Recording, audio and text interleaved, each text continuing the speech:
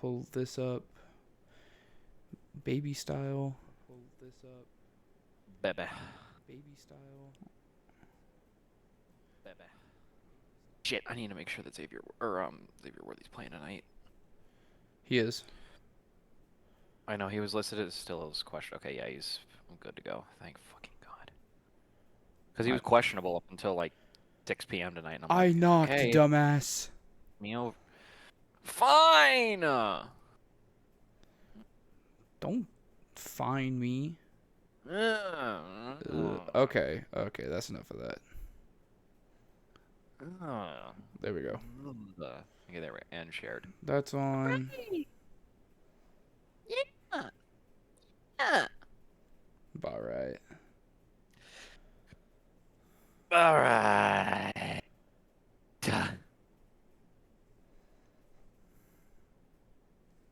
Nah, but like for real, on that shit we were talking earlier, dude, the new remixes for like Thousand Year Door. Yeah. Oh my days, that shit is. Oh. All right. They got the full orchestra and everything. Like the Rogueport theme is like weirdly elegant now. Ugh.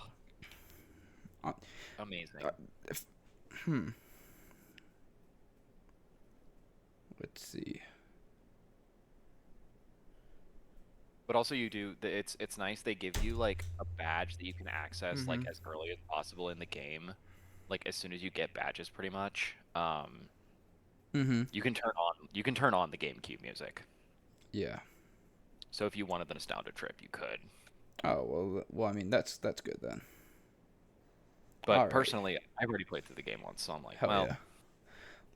I gotta grab one thing from my book bag, which I think I can reach while still sitting down, even though I risk tipping over. All right.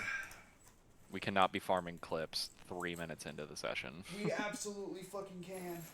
I don't know what you're talking about. Okay. Good Now, morning. bar. Ba ba Known ba. troller over here. Yeah, we've been to this shit. Okay, so there's that. All right. I think after delaying this by more than half an hour, I think I'm ready. Perfect. So, ladies, germs, and all other forms of being, Trook. welcome back to the Knowing Ball. I'm. You already know what it is. We're talking football. We're recapping the week faster than last week, I promise. Yeah. Cause fuck all of that. Let's yippee yap. Obviously, we're gonna start off with going over this week in the NFL. Like we always Then we do. will be going over this week in college football. Like we always And do. then we will be going over our college football top 25s, our games of the week, or like our games to watch. I guess they get our stamp of approval, if you will. Yeah. And then that will be that. Oh, my Discord popped up. Oh. It. Noise. It. I physically can't move it. So much fun. Oh yeah. Oh. Okay. It's just like I want to have the page up here, but guess it just isn't going to cooperate, so that's fine. Fun. Okay. I think that takes off my... no. Well, here, let me see if I can do this. Okay, let's see if I turn that off. Oh, that's perfect. Okay, yeah. Nope. Okay, because I just need to zoom in my notepad. Nope, my Discord just straight up doesn't want to work. That's sick. Do you just want to reboot it or something? No, it's fine. Okay. It's just checking in on you. No, it's just more annoying than anything. Oh. Fair enough. Okay, there we go. And we're good there. And I can turn this back on. Wait, what is this window? The age-old question. Of just what the fuck is this in fucking Streamlabs? Yeah. Like what the fuck did I set this up for? Anyways. after our official start in a slight, whatever the fuck that was. Look, We're getting Braden started. had to redo his keyboard. Okay, it was so dirty underneath the panel that I was actually having like typing issues. So Hey, I it had needed it to had finish chapter 2 it of had. Paper Mario Remake, so we Okay, both had important priorities. okay. We both had priorities. Anyway, So let's get on obviously to we it. start off with our NFL section. There. Do we want to go into our weekly Oh teams, yeah, yeah. I'm sure you or have do we them want written down. to, or do we want, or no, like do we want to talk about the NFL games of our teams first, or do we want to go? Oh, of our teams. Uh, sure, sure. Okay. We can go into our teams. You can Go ahead. start. It's a good day for you. Yeah, I'm actually waking up on a Monday happy. Mm-hmm. I woke up proud to be a Saints fan for once. That's a Well, bold okay, statement. Why is my camera doing this? Okay. proud is a strong word. Yeah. Cause admittedly, we did hold Mr. Scattabooty to under 60 yards. Yes, you did.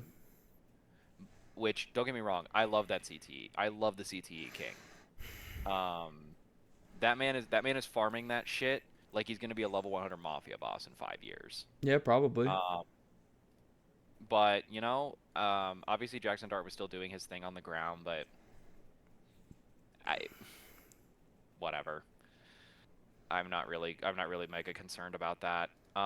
We did have two really good picks towards the end of the game that kind of put things away. Mm-hmm. Um, albeit we still kind of let up a lot of yards.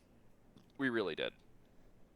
Um, and once again, the issue remains our O line still sucks ass.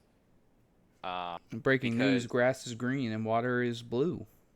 yes, Kendre Miller taking over at the number one back in terms of spots, or in terms of touches and yards, is not something I expected though on the day. So I think Kamara's out the door. This I think he's this win working doesn't his way this out. well, I don't think he's working his way out. I think the Saints organization is going to trade him. I mean, I wouldn't be surprised. We need draft capital like really, really bad. And he's one piece that everyone's like, oh yeah, he's wasting away on this team. And also the thing is, we have Kendre Miller, but we also have Devin Neal. Like, let's not forget how much of a dog he was at Kansas. No, I'm not forgetting that, but no one's Alvin Kamara. But there is only one AK. So, obviously, big note on the day, Sheed getting most of his yards on an 87-yard TD Sheed. pass. Which, by the way, Spencer Rattler only threw that for 50 yards. I'm going to say that because that was a deep ball, and that was 50 yards. Yeah. Julian Sand can throw that ball farther. And he's a second year, bruh. Or just about as far. Mind you, second year in college versus second year in the NFL. I've seen Sand throw the 50-yard ball. Like, with my own two eyes, I have watched that bitch sail across the field. So it's just, but also we talked about this previously, so it's like Rattler doesn't have a deep ball threat. It is what it is. You know, Chris had a pretty relatively quiet day, but I mean, he's kind of just our workhorse. Juwan Johnson obviously pulling in 2 of his 4 targets. I guess Spencer Rattler picked up a pass to himself. I guess it got deflected to him or Yeah, something. yeah, I I think got I it. saw the clip of Yeah, that. It it was got weird. spiked up at the line and he caught it. Yeah. Yeah, I don't know. It was just kind of a very whatever day, and we came up with the win because of our defense making good enough plays. I don't I will say I am happy with how we did on third down. 7 of 15 is pretty good. And holding the Giants to 3 of 10, albeit 3 of 5 on fourth, is not great. And also we were averaging less yards per rush, like a lot. And then let's see, it was I mean the Giants still turned the ball over 5 times. We only won by 12. It's it's just not Fantastic. Who even fumbled each time? Because I genuinely do not know. Was it Dart like all 3 times? I'm trying to see if I can see it. Saved in Jordy. Um. Oh, Darius Slayton fumbled once. Mm-hmm.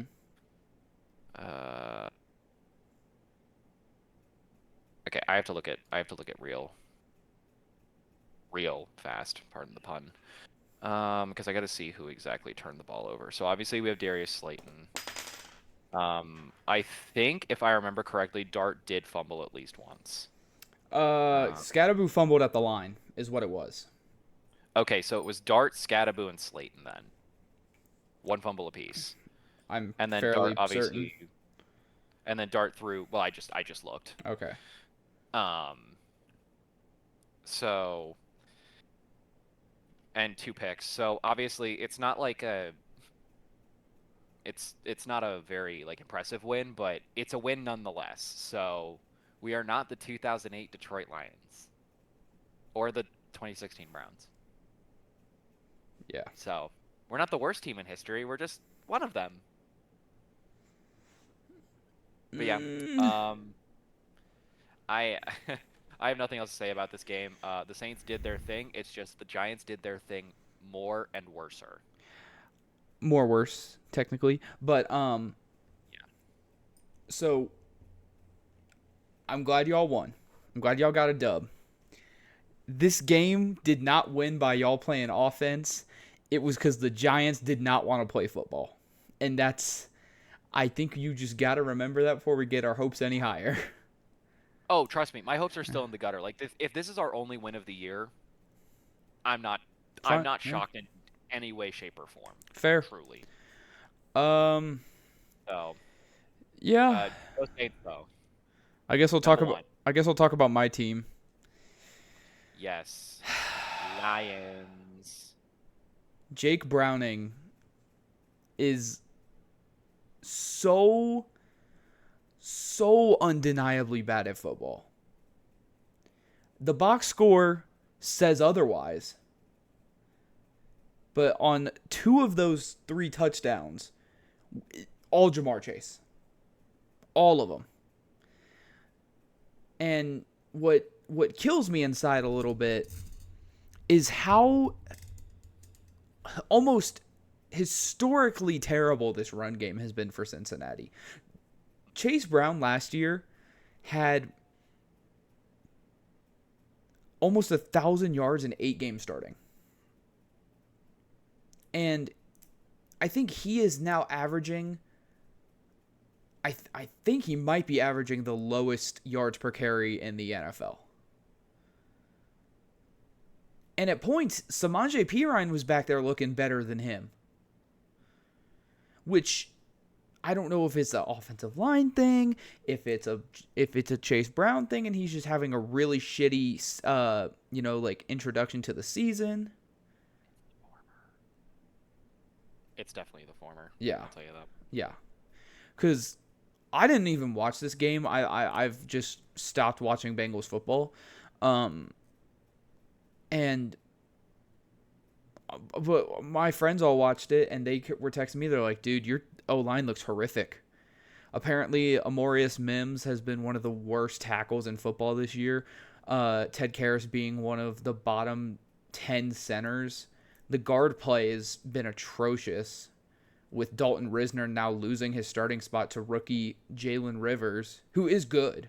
Like, Jalen Rivers is good. So, just looking at the rushing yards per attempt. Go for it. This is on par or around because he's averaging 2.5 yards per carry. I want to mention that. Fuck. This is tied with Zamir White of the Raiders. Oh, brother. It is below Caleb Johnson, Hassan Haskins, Damian Pierce, Keaton Mitchell, George Holani, Michael Carter, Ollie Gordon III, Zach Charbonnet, James Conner, Emil Abdullah, Tyrone Tracy, Jalen Ward, Jerome Ford, Austin Eckler, CMC, Saquon, Kareem, Bucky Irving, DeAndre. The list literally goes on. The list just keeps going. It keeps going. And what's crazy is this was a game. I know the box score says 37-24. This was a game where the Bengals run defense, the area where they had the most struggle last year, looked good. In a game where Jahmyr Gibbs and David Montgomery last year would have ran for 100 apiece, this defense looked good. I think they got to Jared Goff like 4 times. There were like 4 sacks on our side. Obviously, Trey got 2, Myles Murphy got 1, and Joseph Osai got 1. So Osai got 1. So that's good in my book. Look, man, I thought they were going to drop 70. I'm going to be completely honest with you. I'm on our St. Brown as a top 5 wide receiver in the league. Like, oh, yeah. Like, he was just catching everything. Sam Laporta, when he goes against smaller DBs, he's so good. And I think that's, like, just our problem in Cincinnati is all of our DBs are super tiny. So Sam Laporta is going to be able to eat that. And, you know, Logan Wilson isn't as athletic as he used to be coming out of college a couple years ago. You know, he's in the same draft class as T and Joe. So he's getting up there. He's losing a little bit of speed. So he used to be a safety, now linebacker, for those who didn't know. So he can't cover as much ground as he used to. And then obviously Demetrius Knight, more that true QB spy, pass rusher, middle of the field kind of linebacker. I will say though that I don't think we forced any turnovers except the fumble. The fumble. Yeah, there was a forced fumble. Yeah, no, we forced the fumble. Trey forced the fumble on his first sack. And then, obviously, Browning with the 3 picks. I mean, dude, I'm going to be honest. You don't have Browning in this game. I don't say you win because your other quarterback is Brett Ripien. Brett Ripien's not winning you this game either. And then the 2 quarterbacks who we have on our practice squad are Sean Clifford and Mike White. You got to make a trade. Actually, there's there were 3 fumbles recovered, but I don't know if that means we lost 2 of them. Or we fumbled twice, got them both, so we didn't lose any fumbles. So we got them back. And then I'm just looking at like the defensive. Yeah, no. But yeah. Anyways, but I mean, look. You get your backs blown out by the Vikings, you get your backs blown out by the Broncos, and you go home and you finally have a competent showing in your offense. Granted, it was in the 4th quarter when the Lions had given up. But you started to piece things together. At this point in time, I mean, you have got to figure it out, man. You either have to commit to letting the season go, and if that means like getting the young guys out there more, like Mitch Tinsley, like Tajay Brooks, who else do we? I don't even think we draft any other positional players. Even someone like the starting line, even someone like the line guys, like get them out there. Well, that's why Jalen Rivers is out there now, because we want to get him work. He's looked great. Jalen Rivers has looked great. I was high on him coming out of training camp and coming out of the preseason. Obviously, I liked Dalton Risner for the experience, but the Risner signing just hasn't panned out. You know, we lost Cordero Volson and we placed him on the IR, so, you know, we're probably not going to see him all season. But the one thing I have hope for is when I look at Cincinnati's like defensive stats, the pass rush is coming together. Granted, it's week fucking 5 and it should have been together by week 1, but I think Al Golden is finally starting to piece together a competent front 7. The pass defense is just another story. I mean, Cam Taylor-Britt looks horrendous. Like, he's out. He can't be CB1. The Cam Taylor-Britt experiment's over. That needs to be your priority going into the next year's draft, is you have to go get a cornerback. And granted, if you have a shitty of enough pick, there's going to be a lot of corners to take in the first round. Do I want to take another first-round corner? No. I never do, because they never pan out. But at this point, you can't really go out and spend the money because you just paid everybody. So I rely on the young guys. I don't really know who's to blame here for the state of the Bengals. I mean, obviously it's management, but what direction do you really look at? Do you look at Mike Brown, who owns the team? Do you look at Duke Tobin, who manages and put together the team? Or do you look at Zach Taylor, who's coaching the team? And this is per ESPN right before we started this show. Zach Taylor is going to remain the play caller. So he's not forfeiting up play calling rights. Even though I completely think Dan Pritchard should be play calling. He's worked with Joe. He was his quarterback coach for a long time, moved up to the OC. He knows how this offense works, and if he's really close with Joe, he'll know what Jamar and T like, which is who you need to get the ball. I mean, it really just comes down to that. Like, and we had Jake Browning in that game miss wide open plays.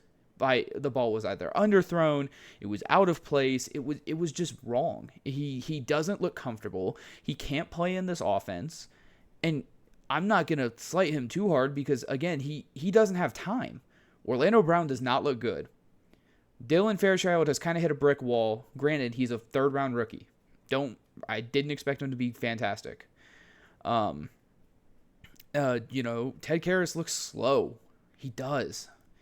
Jalen Rivers looks great, though, stepping into the right guard spot. But then Mims, just next to him, has looked horrid. I honestly, I don't really know what to make of this season. If you're gonna tank. But if you're gonna go and win, quit fucking playing Jake Browning. Go get a quarterback. Go call the Giants. Get one of their old guys. Get Winston. Get Russell. Get one of them. Call the Packers. Get Malik Willis. Call, I'm sure Sam Howell's on a team. Call to get him. Get Taylor Heineke in free agency. Literally someone. Yeah. Isn't Sam Howell with the Hawks? I don't know. I never remember. I feel like I have this discussion every week and I never know. But I'll look into it. Hold on. Yeah. But, I mean, look, at this point, Zach Taylor's gone. Eagles, excuse me. Eagles. Oh yeah. Because he got shifted around with DTR and Pickett and them. Or fucking call the Raiders. I'd rather have Kenny Pickett than Jake Browning right now. And that says something. Yeah, Kenny Pickoff. I don't know what to fucking put my faith in anymore because we look horrid. There's not a. I mean. If you really want to, if Atlanta's willing, go get Kirk. Make them pay a majority of the contract. Go get Kirk. And then cut him. Like, I don't know what else to really tell you at this point, man. Like, the Bengals just... We're 15-point underdogs in this game against the Packers on Sunday. 15. Yeah. I don't even know what to say to that besides what it is. Anyway, the Lions are good. They're always going to be good under Dan Campbell. Yeah. I don't think opinions have really shifted on that one. No. The Mike Gesicki signing hasn't worked out. And then Samaje Perine actually looks like a Bengal again. And Chase Brown looks horrible. The fact that Drew Sample is still getting touches is blowing my mind. Get him off the fucking team. He doesn't do anything. Fucking advanced cardio. Glorified fullback who we drafted as a second-round tight end what feels like a million years ago. Get him off the fucking team. Yeah, how long has he been in this fucking league? Too fucking long. 7 years? Good Lord. Too fucking long. He was never tight end one, and he never should be. He is not good. Damn. Like, yeah, I get Drew Sample for the meme. Dude, fuck. Figure it out. He can't really pass block. If you want to make him a fullback, make him lose some fucking weight. This team just pisses me off week in and week out, dude. I'm starting to like genuinely lose faith.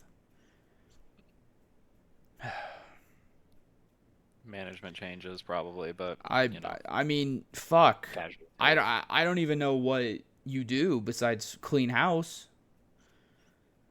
Like Duke Tobin and Zach Taylor, I think have to go.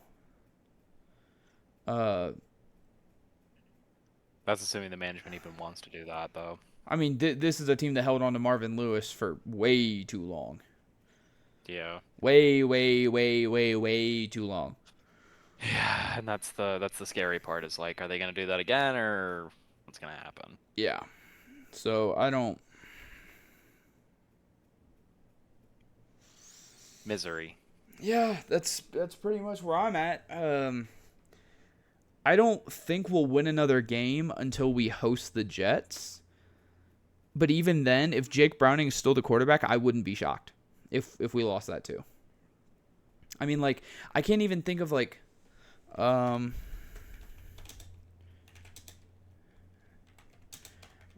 don't even know who is like the best corner in this draft class. Jermon McCoy out of Tennessee. I mean, the dream is we fucking just lose out and get Caleb Downs. That's the dream. Oh, I forgot he's draft eligible this year. He absolutely is. I Yeah. guess Avion Terrell from Clemson. I guess he's also there. Yeah. I mean, shit. Yeah, if you're tanking for a cornerback, tank for Downs. Like, he's the best for a reason. Well, and then that solves one of the glaring issues is safety for the Bengals, and then you can focus on corner in free agency.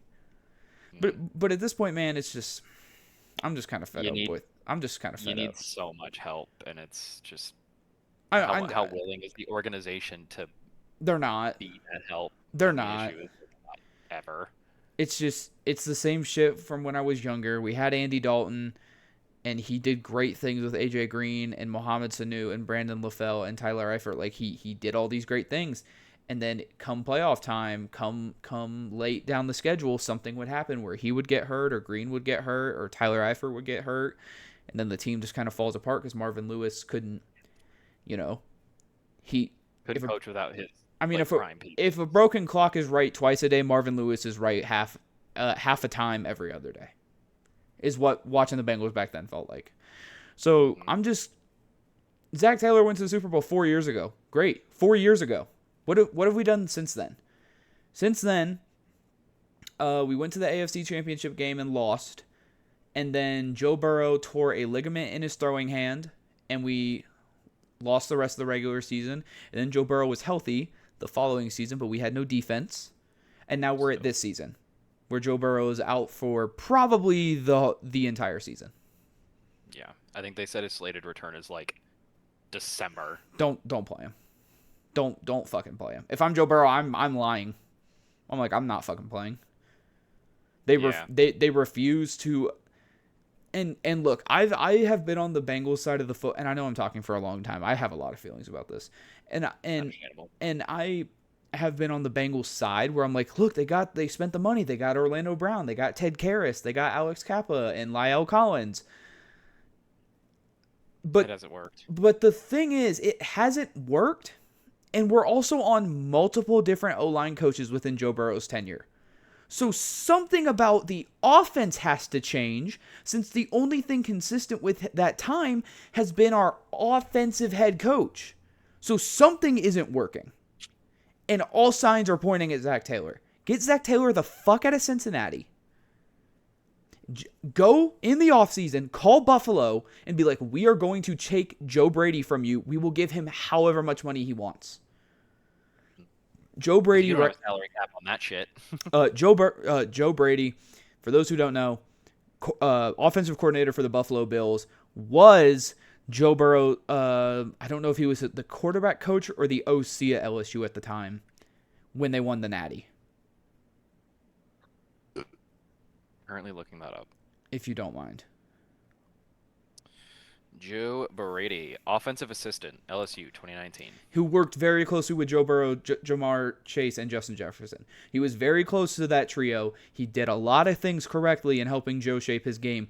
I want him in Cincinnati. I want him to be the head coach. I still like Dan Pritchard as the offensive coordinator. Al Golden is really starting to piece together this pass rush with Trey Hendrickson. And honestly, if Trey Hendrickson can keep his numbers, I really think he has a chance to stay in Cincinnati, but the front office just has to work with him. And if Shamar Stewart can get back, then we really can start to see this pass rush go insane. Because against the Lions, Trey, Osai, Murphy, and Demetrius Knight all had a pass rush grade, I think, of above 70. So that's a win in my book. You tackle one of the best teams, and 4 of your guys have a pass rush grade above 70. I'm happy with that. Granted, now you have to go into Green Bay and duplicate the same thing on a team where the Lions didn't really seem to get effective pass rush from week 1. That's the part that scares me. You also have to play Micah Parsons on both of your tackles, who, I didn't even mention this in the Denver game. There was a time in the Denver game where the Bengals had 6 blocking. The Broncos rushed 3. 4 guys on the interior blocked 1 guy. Mims and Orlando Brown were one-on-ones on the edge. Both got beat. Same time. Browning gets sacked on a 3-man rush. Yeah. It's time. It's just time. Blocking 4 with 1 is... Get Browning out. Laughable. Get Browning out. Zach Taylor needed to be fired today. He wasn't. And go make the call to the Giants. Go get Jameis Winston. Go get J-Boo. Go get famous Jameis. Go get somebody. Hell, I'm so down bad for a quarterback right now, I'd say go call the Chiefs and get Gardner Minshew. That's how serious I am about change. You're not going to win with Brett Ripien, but you're not going to win with Jake Browning either. Sure shit ain't going to win with Mike White either. Or, is it Mike White? Yeah, Mike White and Sean Clifford are on the practice squad. Penn State fucking legend. Yeah. Cincinnati kid. I forgot about that. And I mean, obviously the backup was supposed to be Desmond Ridder, but he did not play well in the Cincinnati's preseason, so. Bye-bye. Yeah, it gets to a point, you know? And I'm at my fucking point. I do. Welcome to the club of wanting to just blow up your entire organization. Yeah, so once again, I'm not voting for, or I'm not watching the Bengals for the rest of the year. I'm not. College is our sport now. College been my sport. Yeah, real. Anyway. But we did have other good games across the league. We did. Including my pick for my NFL game of the week, which ended up being not what I expected. Oh, yeah. New England versus Buffalo. I was wrong on this one, which is crazy to say. I mean, technically you took New England to cover, so technically you're correct. I was correct enough, so. I'll give you the win, basically because you're 2-6 on the year. I'm giving you the win. Yeah, fair. If you weren't 2-6, I'd say no. Yeah, understandable. Fair. Dude, Ramondre Stevenson is like he's such a TD merchant. Well, like this game was weird because I watched a decent amount of it. Neither of the teams wanted to win. And I don't know if you know this. Was James Cook hurt? I think he might have been. Because he just stopped getting yards. And I didn't really watch the end of the game because I was doing stats homework. But he didn't look like himself out there. James Cook. Doesn't say he's injured. So maybe he just had a shit game.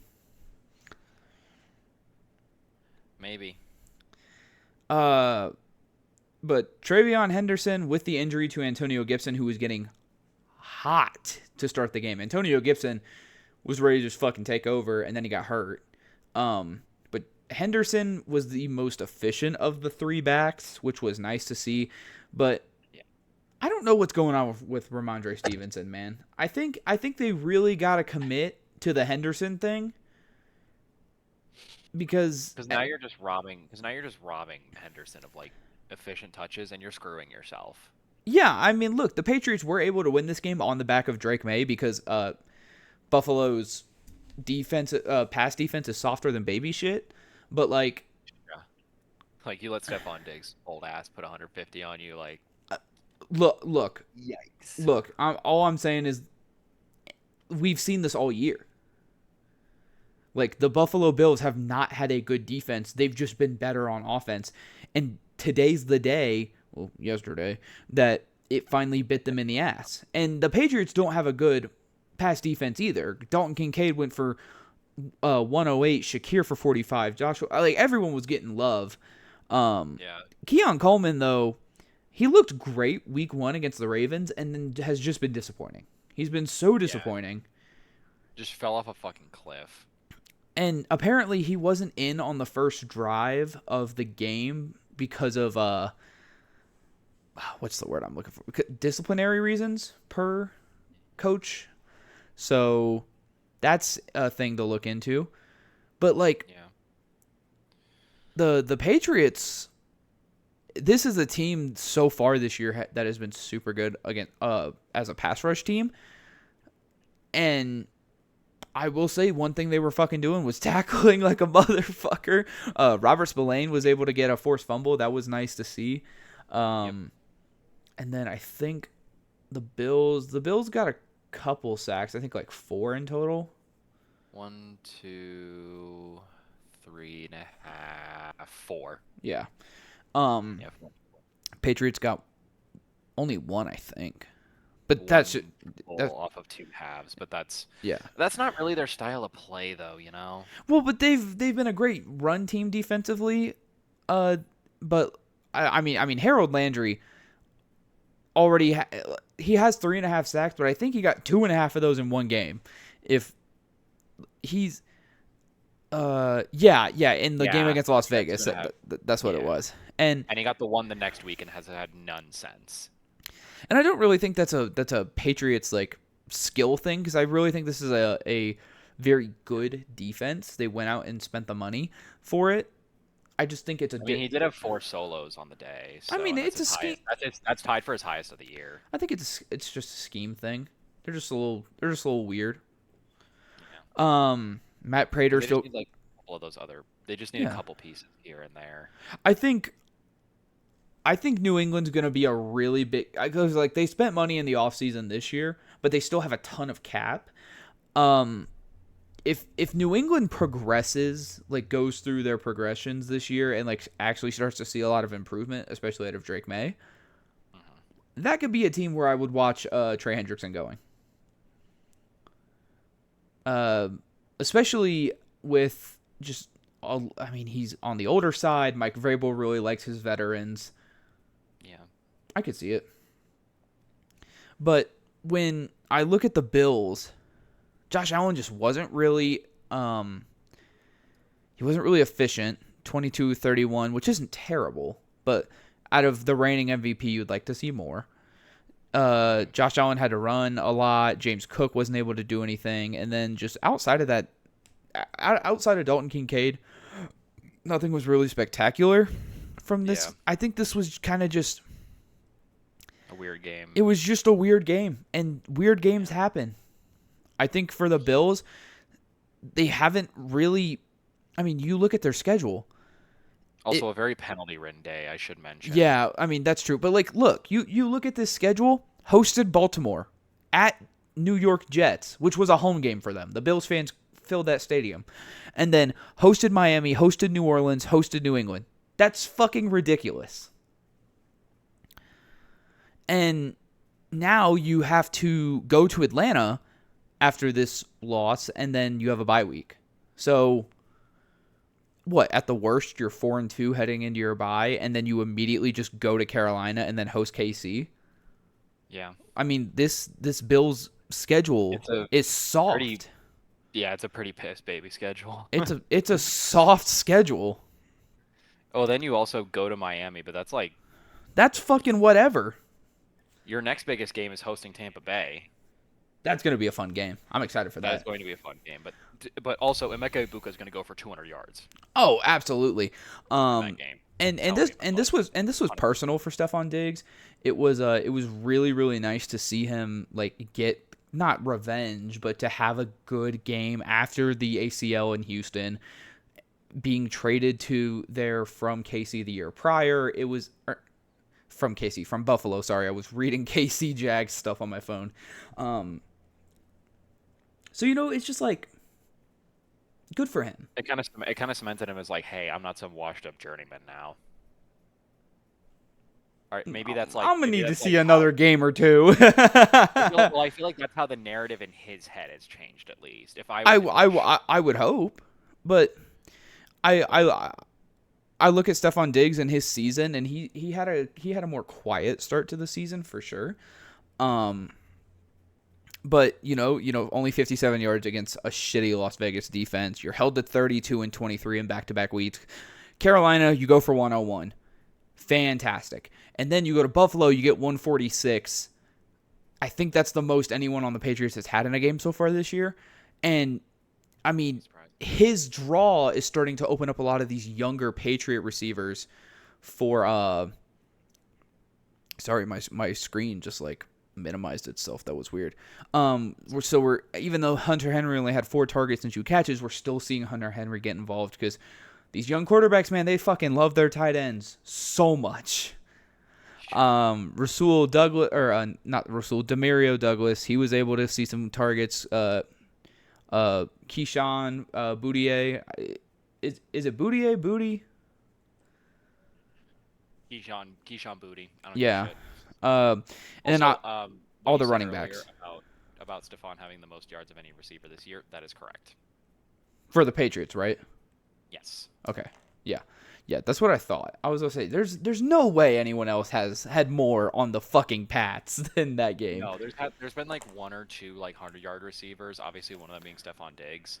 Yeah. And I believe Booty got 101 yards in week 1 or something. Yeah, I thought he went off against Vegas. That's Vegas, so. Okay.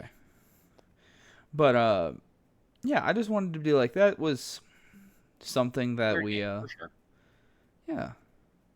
But the Pats aren't atrocious anymore. That's a win for them. Because post Mac Jones playoff run, it's been real bad. Hey, but I think they're figuring something out. I think bringing in Vrabel was the most correct decision this Patriots organization has done in a long time. So good for them. Bills. And I like to see Vrabel succeed. Oh, everyone. An OSU yeah. guy, and 2, just seeing what he did with the Titans and having him kind of pushed out from the org when he was doing his best there. When you see a good coach, you see a good coach. That's all there is to it. Yep. But honestly, I mean, Bills will be fine. They'll probably lose another 3 to 4 games, and they'll probably be on top of the AFC.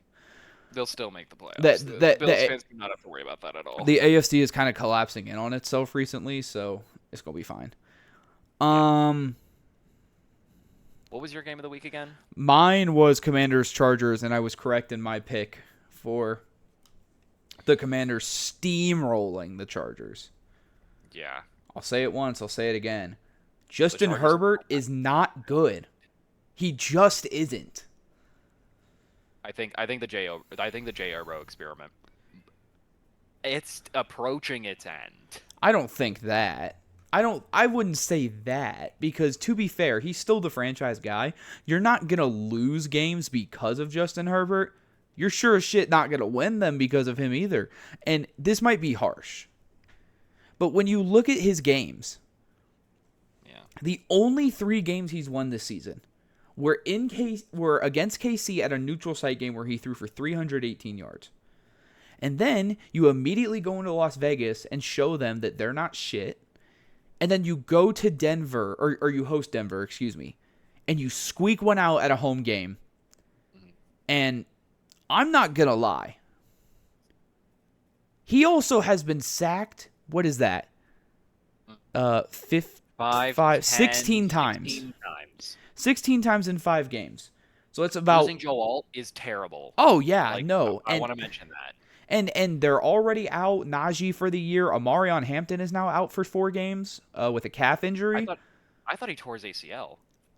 Najee Harris tore his ACL. Amarion Hampton is now also out. Oh, he's on IR, right? Yeah. So I get that he has had some very circumstantial losses on his team. What the fuck is my camera doing? As a Bengals fan, I'm one to fucking admit that. I said that multiple times with Joe Burrow in our full healthy season last year. However, if and or but, I'm not giving anyone the benefit of the doubt now because of how the media treated Joe Burrow. It was always he needs to score more points. if you're scoring 45 and your defense gives up 48, what else can you do? So it while I feel for the guy, there's been a lot of these games under different Chargers regimes where like we're not getting anywhere. Nothing else is changing.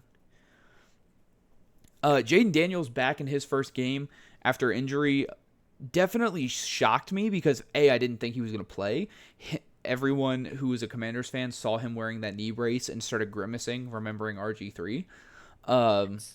But something that was really nice to see out of the Jayden Daniels led offense was not only via lack of Terry McLaurin, Debo looked great. Bill Krosky-Merritt, man, finally. Dude, I had him on my fucking bench. I had him too. Derek Al-Hussein on my freaking RB1 spot. Do you know who I could have put him in my bench? You know who I put there? Ao Manora from the Titans, who had 3.2 points. I mean, granted, in that fantasy league, I was losing 87 to 191, so I was going to lose anyway. But it would have been it's the thought that counts, Yeah. Like, I'd have my week matchup secured already. Instead, I have to rely on Xavier Worthy and Brian Thomas Jr. Oh, brother. Which admittedly, that's like 19 points between two receivers. Whatever. I don't really care. Well, look, I mean, Xavier Worthy will get you his. Xavier Worthy will get his. The other one, I'm like, the other one though. That's been a real. I've had so many bad misses this year. It's been truly awful. But whatever. Derek Al-Hussein aside. Yeah, but what a day for Krosky, man. I mean, it's really good to see him break out there. Yeah. And I mean, nobody else touched the ball besides him. Good. I mean, obviously Jayden Daniels did, but like that's what he's also supposed to do.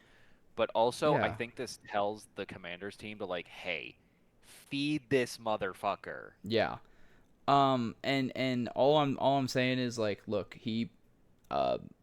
Commanders look great they looked great against who was the other team that Mariota played? Was that the Falcons? They lost to the Falcons, but they won in Vegas. They won hosting Vegas. Yeah. Was that when Mariota played? Yeah, Mariota played that game. Yeah, so like this is I think this is just a Commanders team that is very it fluctuates a lot, which kind of worries me as just a football watcher, because when you have a second-year quarterback, you want that to be as stable as possible. Granted, you're still missing your wide receiver one after giving him a huge contract. Excuse me. I just think this is going to be an interesting team to watch for the rest of the season. But I'm really high on them. Getting their injury troubles, I guess, done early. It's never done early, though. It's never done early. Commanders are always an injured team because their medical staff sucks. But Krosky-Merritt did have a great day, granted, against a terrible run defense. I was looking at the Commanders' schedule. Next, they have the Bears, who are also a terrible run defense, so I know who I'm starting at my flex spot next week. I'm just going to do that in advance. And then Dallas, KC, and Seattle. There's a lot of opportunity for a lot of these guys to get touches, and look, I really, really think that this Commanders team is going to start shaping up the way like everyone thought they would. At least I hope so, because it's good to see them kind of get out of the shitty situation that they had. Absolutely. And start to really turn things around for the better, and not have an abuser at the helm, but is what it is, man. Can't really. I can't speak on that. The Chargers are falling apart, though. I mean, I look, they're fucking injured all the time now. I feel like. Shit. Yeah. It's just that's just kind of the walk of life that they. Is Alt out for the season? No, he's questionable. I was wondering if Joe Alt was. No. No. He's kind of more of a week to week. Yep. That's all it is.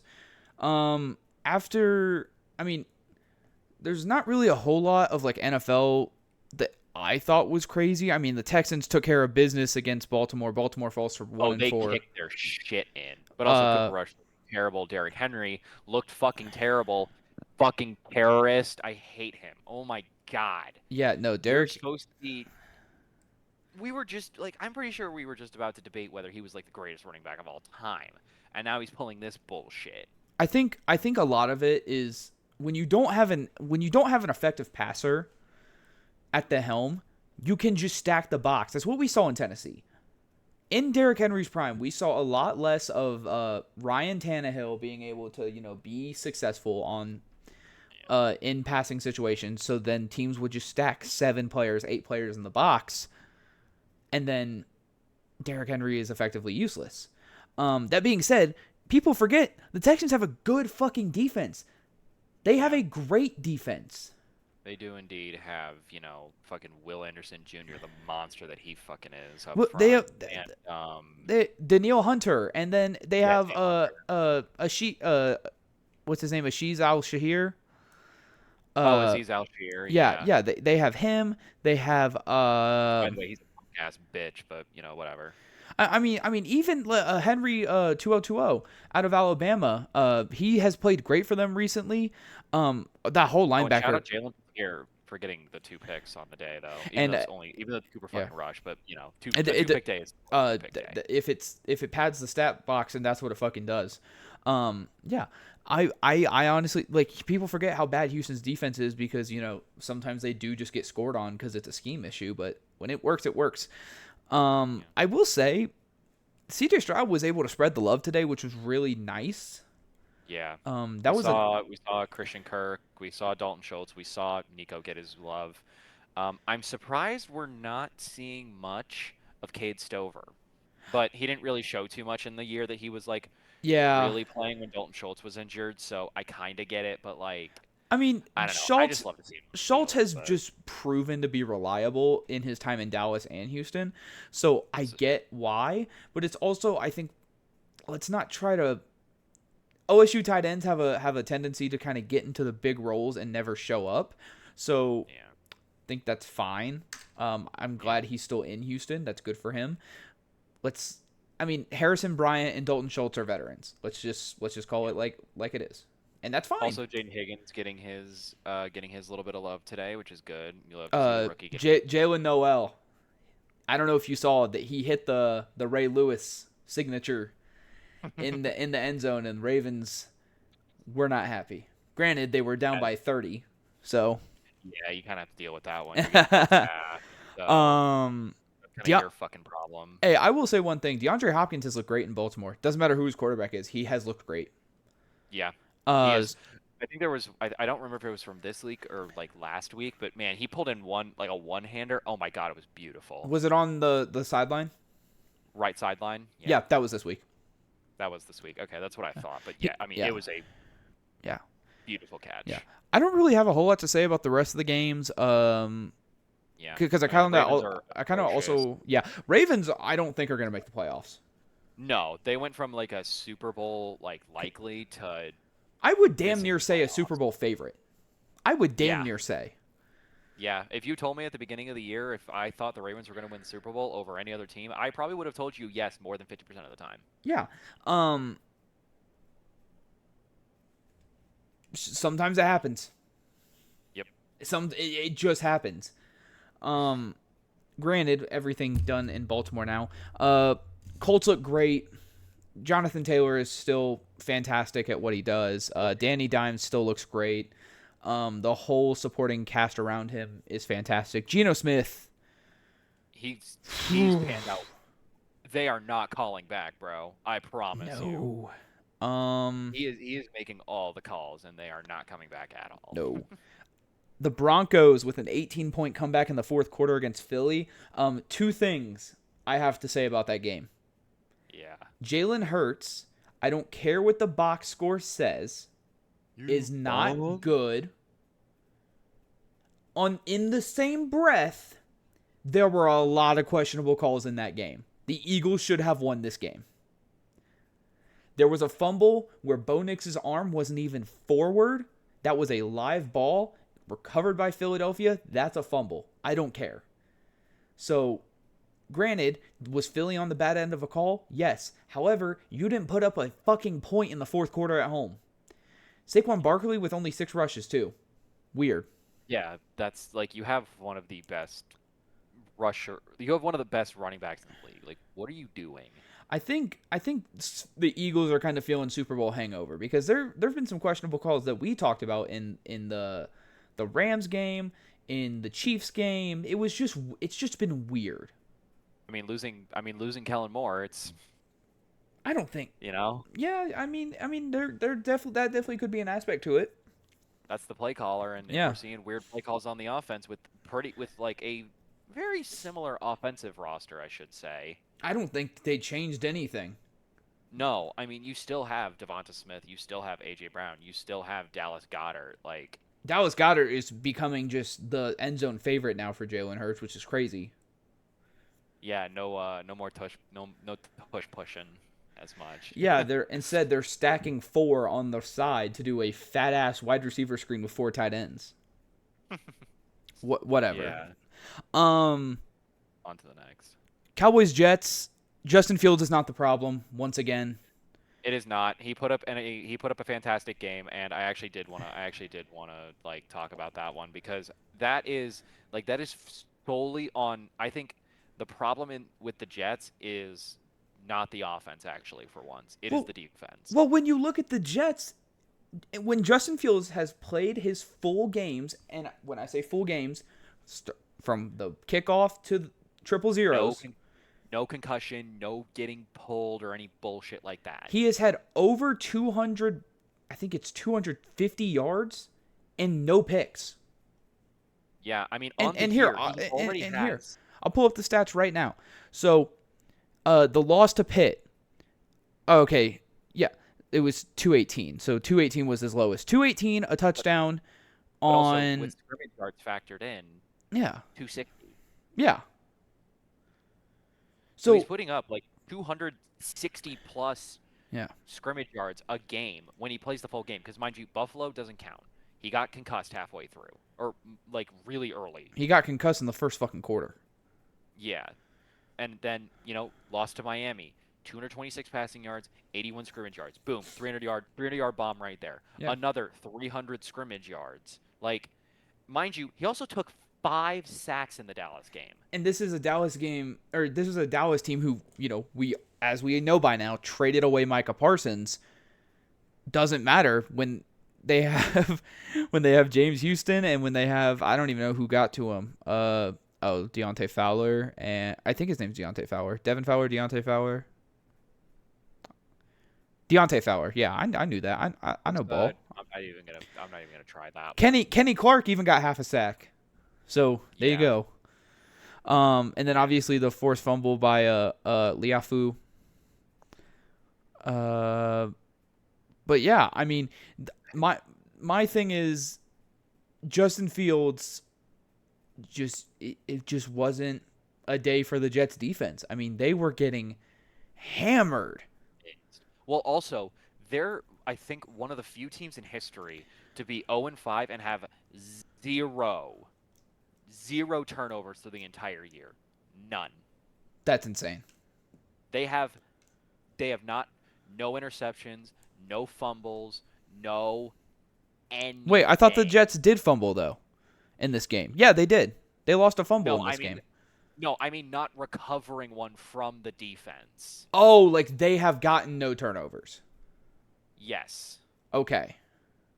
Yeah, like I'm looking at their defense. I was saying I know Breece Hall lost a ball.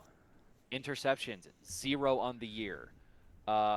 Fumbles recovered 0. Yeah. So I mean, and this was this was supposed to be. Oh, hello. I just got the notification and I can't pull it up because it'll mess up my stream. But cool. Oh, camera. There we go. Yeah, man. It's unfortunate because everyone wants if you don't want Justin Fields to succeed, are you a football fan truly? Yeah. But I mean, Javonte Williams in Dallas has looked amazing. Fucking Yeah.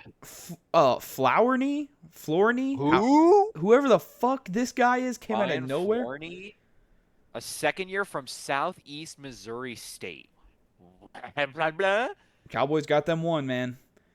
George Pickens was really quiet today after having a 3-touchdown game against Green Bay. Ferguson was able to actually show up today. You know how I told you there's a football league where I'm losing by like 90? That guy had Javonte Williams, Dak Prescott, and Jake Ferguson. And Jalen Waddle. I'm so glad. Yeah, Eric Collins. Super Bowl Eric Collins, bro. Super Bowl him now. I'm so serious. Super Bowl Eric Collins, man. He was hyped around the clock, which like even with a team that is going against his, that's yeah. Get him and Gus Johnson in the booth right now. You know they won't. I know they won't because media sucks. But dude, I'm looking at the remaining Jets schedule. I don't think they win a game. I don't think they win a game, dude. Carolina looked good against the Dolphins today. Yeah. Or yesterday. Fuck, I keep saying today. I think the Cincinnati-Cleveland stretch of their schedule, I'm like, they could maybe pick off a win there. I mean, if you give up 5 sacks against Dallas, how many sacks you giving up to Myles Garrett in them? And Trey Hendricks, yeah. I'm not saying Cincinnati's going to win unless we make a quarterback change. If Cincinnati makes a quarterback change, we win that game. If we don't, we don't. It's really that simple. So they might win 1 or 2. They're probably going to be. I mean, Vegas has them at odds for the number 1 draft pick. And if I'm the Jets, yes, number 1 draft pick. Hello, can I have Caleb Downs pretty please with sprinkles on top? Well, they also need to, whoever their defensive coordinator is, get him out of the building. Yeah. Like, he should have been, I don't know who it even is right now, but they should have been fired yesterday. All I know is that Aaron Glenn is the former DC for the Bucs, who's currently the head coach for the Jets. That's what I know. Is it Steve Wilkes? No. Is it Steve Wilkes? Yes, it is Steve Wilkes. Yep. Bye. Shut the fuck up, man. You're trolling. It's Steve Wilkes. I'm not kidding. Horrid. My God. Get out. Anyway, I'm moving on from that game. Holy journeyman. Jesus Christ. Steve Wilkes is not a good coach, bro.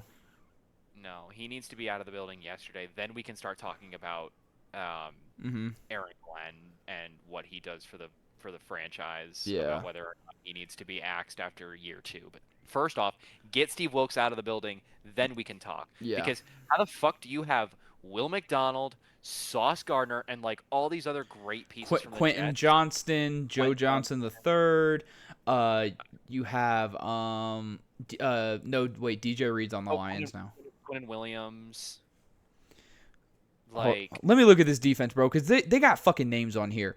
Yeah, fucking they got Brandon Stevens from the Ravens in the offseason. You got fucking, like you said, Sauce Gardner, Quentin Williams, and then Brandon McGregor, Will McDonald. Even Mike Carter, man, like fuck. Mike Carter. But it's just like crazy. It's just I forgot to hit Tufele. That's my boy. Former Bengals practice squad legend. Actually, he played a lot of games. I lied. I think he's the guy who gave Tua the concussion during that whiteout in the Bengals a couple years ago. Anyway, Jets might not win a game. If they do, great. That means that Steve Wilkes was not involved. Mm-hmm. That means that Steve Wilkes had already been executed in MetLife. Okay, Vikings-Browns, because I want your opinion on this. Okay. How do you think Dylan Gabriel did? You know, we said that he was going to throw at least over 1 pick. He proved us wrong. Admittedly, I mean, obviously Judkins did most of the work for the day, but I think his chemistry with David Njoku specifically looked pretty good. Njoku's back, baby. Fantasy owners Njoku's back. rejoice. Yeah, I was gonna say, anyone who drafted him, do not feel like you have a Kyle Pitts repeat. You're fine. I will. I will say Isaiah Bond looked a little concerning. Yeah, 7 targets and 2 receptions. And Jerry Jeudy was the same thing, 5 targets, 2 receptions. Yeah, which I mean, because again, rookie quarterbacks love their tight ends, and the only people who had above a 50% completion rate besides running back or between wide receivers and tight ends, 2 tight ends had over 50%, almost one at 100%. Yeah, and Harold Fannin. Wide receivers got fucking nothing. A total of 8 drops. Or I don't know if they're drops, but 8 incompletions. 8 incompletions. Yeah, there we go. I will say Jefferson and Jordan Addison and TJ Hawkinson were all able to produce against a Browns secondary that has a lot of good pieces. Good. Denzel Ward, my king. So I mean Denzel Ward, Greg Delpit, or Greg Newsome, Hickman. Greg Newsome, Hickman, Delpit. I don't think it's Greg Delpit. I think I combined Greg Newsome and Delpit. Carl Schlesinger. Jesus Christ. It's week 5. Rookie linebacker out of UCLA. One of my favorite fucking players from this draft. 10 assisted tackles on the day. Good fucking God. But I mean, this Browns defense was everywhere today. Jettas is just Jettas. That's why Ronnie Hickman led the team in tackles. And then no missed kicks from Cleveland yesterday. Will Reichard, though, missed that field goal. I thought when he missed the field goal, I thought the Browns were going to take advantage and it was going to be like a whole big thing, like Dylan Gabriel's first start. I mean, look, he had some miscues with Isaiah Bond and Jerry Jeudy. Outside of that, he looked good. Yeah. I'm still playing Shedeur Sanders over him, though, and that's just me. Because that's the thing is, Dylan, he's a pocket guy. He's also tiny. He's tiny. Yeah, what is his fucking size?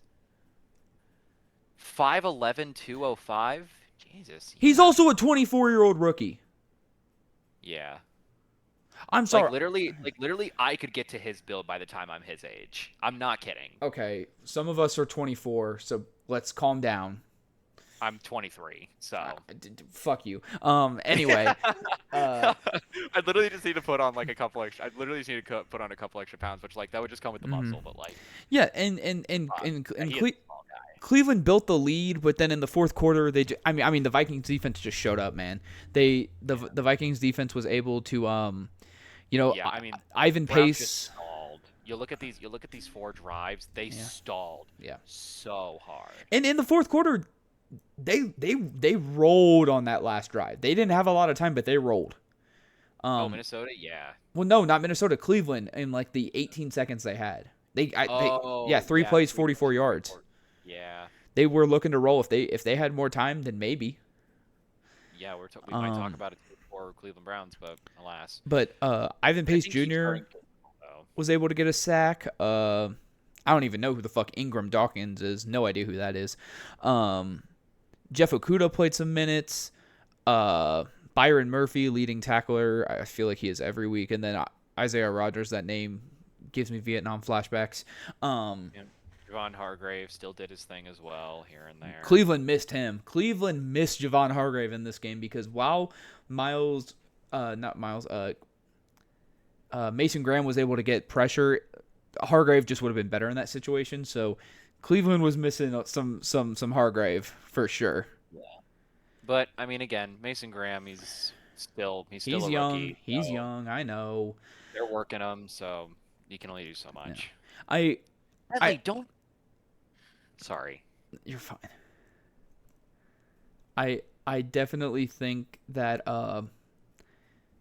this Browns team should have some hope, but if you're going to want to get Caleb Downs like a lot of Browns fans want, then you got to tank hard. You got to tank harder.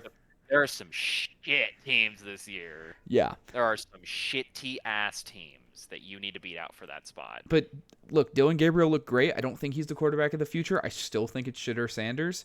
And I will say that until proven wrong. Yeah, give him some minutes though. Like until he proves otherwise, give him the minutes. I think if Gabriel has a bad game, I think they should start Sanders, and I honestly think that's what they're waiting for. Oh, TD, who did it? TD 2-yard pass. Who are we talking? Kelsey. Hell nah. Walker. Twins crashing out already. Ass. Yeah, Dolphins Panthers was fucking cinema. I want to move on to college. Buccaneers Seahawks was cinema. Shout out to Emeka Ibuka and Jackson Smith and Jigba. Ohio State is wide receiver U, and don't you fucking forget it. Yeah. Absolutely. Titans, they did it. They got a win. Albeit it's because Emari DeMercado is probably the stupidest motherfucker alive. The head coach hit him in the chest. Oh, I saw. He was mad. Gannon was pissed. Yeah, Gannon was not happy. Which I would be too. You just saw Adonai Mitchell. Adonai Mitchell do that literally last week, and you want to pull the exact same shit? Yeah, he's gonna be fucking pissed off. Ridiculous. I mean, I saw that and I'm like, holy fuck! I'm glad I didn't start him this week. And then Thursday Night Football, Rams-Niners was fucking cinema. Mac Jones is the quarterback for the 49ers. I will not be told otherwise. Yeah, Brock Purdy is a game manager and he's buns. If Brock Purdy comes back, do not play him. I'm so serious. Keep him healthy. Kendrick Bourne, welcome back, brother. Yeah, welcome back. What a game. What a game out of CMC Kendrick Bourne. obviously did his thing, though. But, absolutely. Kyren had a pretty quiet day, actually. I'm not going to lie. So the thing with the 49ers is they were very attentive to detail in this game, and I watched a lot of this game. There was a lot of high box stacking, and obviously you have Fred Warner, you have Brian Huff via the Eagles, and then you have a lot of like versatile secondary members who were just able to kind of shift around. And then the rookie who forced the fumble on Kyren at the goal line, it was Alfred Collins, and that was a crazy game. Mm-hmm. But I will say, Puka Nacua is on pace to break every single receiving record. Yeah. He already has, minus the TD record, I think. Because he only has 2 TDs through 5 games. Yeah. So minus the TD record, he's looking to break the he's looking to break the yards and receptions record already. Yeah, so, I mean he's insane. He watches LeBron highlights before every game, and I think that shows how great he is. Goat. Devontae Adams. There were a lot of miscues in that game from Stafford and Adams, which I noticed, like a lot. Stafford, well, and there's the thing, like these weren't like drops; they were just straight misses on route running. They were not in sync. And then Williams was able to get a lot of air game. Ferguson, we saw a little bit. Minimal play from Blake Corum that day, which was really weird. After he's been used in so many goal line stands, and we see why. Kyren fumbled on the goal line. We see why they've been moving away from him. Yeah, he only rushed one. Yeah, only one rush from him is odd. Yeah, so I don't. With the increased role, it's like it doesn't make sense. No, but nothing about football makes sense. This is true. So as we are switching over to college, Jacksonville is now with the ball. 4 minutes left in the first quarter. Chiefs up 7-0. On to college football. Yep. All right. Shorter section that time. Perfect. Great. Awesome. Cool. So we're saving the big boys for last. I want to mention that. We are saving the very obvious big ticket games for last. Yes. Of like the ones that change the momentum of the week. Yes. One of my games of the week that I want to start off with, or do you want to start? Hang on. Sorry. I schedule. That's what it is. I'm like, I have the games pulled up. Yeah. Okay. I also do. I have all the games from week 6 pulled up. That's what we're on. We're on week 6, not week 7. So, what are we starting with? So, once again, go down the week, I feel like, and then we'll just kind of leave off the games that everyone's. Oh, Jacksonville is already at the KC 40. Oh, damn. Anyway. Oh, because it was a 35-yard return. Yeah, and then a 22-yard cat. Dude, fucking Strange is going crazy this year. Travis Etienne doing his thing as well. All right, Liam Cohen, do your thing. Okay. Anyways, Dio thing 21. BYU looked great against West Virginia. West Virginia, were they the team that made a quarterback change right before this game? Let me look. Let me look. Because I forget who they were running initially. Yeah. Or if they did change. K. Wilkins? Who the S. Fox? Who the fuck? That doesn't sound right. Scotty Fox Jr. or K. Wilkins? Who? I don't know. I don't know. They've played a lot of quarterbacks. I don't know if they're the ones that made it. Khalil Wilkins is not the guy they've been playing all this time. Yeah. It seems like. Yeah. Because he's only played in 2 games, and he had 15 passing attempts against BYU and only 6 against Utah. So I think they were going with Scotty Fox, it seems like, but no, that was the change was a before the game change. I believe is what it was listed as. I don't know. It's something I saw on fucking whatever app I was looking at that day. Regardless, BYU looked great. The air game looks really complete in. So and mind you, they are running a true freshman quarterback in Bear Bachmeier. They absolutely are, and okay. Sorry, just to pause for a second. They were running Nico Marchiol initially. Yes. But I believe after the Kansas game, it looks like he has not played a snap. Okay, gotcha. That makes sense. So that is the change. Yeah, BYU looked really complete, even though they technically didn't cover the spread. I didn't expect them to against West Virginia. West Virginia has shown to be a very scrappy team. We saw that in the backyard brawl against Pitt. They've had some pretty just fighting losses, so I didn't expect BYU to cover. That being said, I've been really impressed with how this air game is, like you said, under the true freshman. So good for them. South Florida looked great against Charlotte. Great. And now they are ranked per the AP poll and per the Braden poll. They looked fantastic. New Mexico State going into San Jose State undefeated, did lose, embarrassing. Sold my parlay. Brian Thomas Jr. with a 22-yard catch to the KC7. And then Colorado State once again putting up a shitty performance. Sorry excuse for a football team.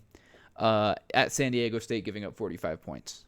So that's Friday summarized for you folks. Oh, we're looking at that's right. Those were the Friday games. Obviously, like Kai Guy said, we're saving the big ticket items. But there is one game I want to start with.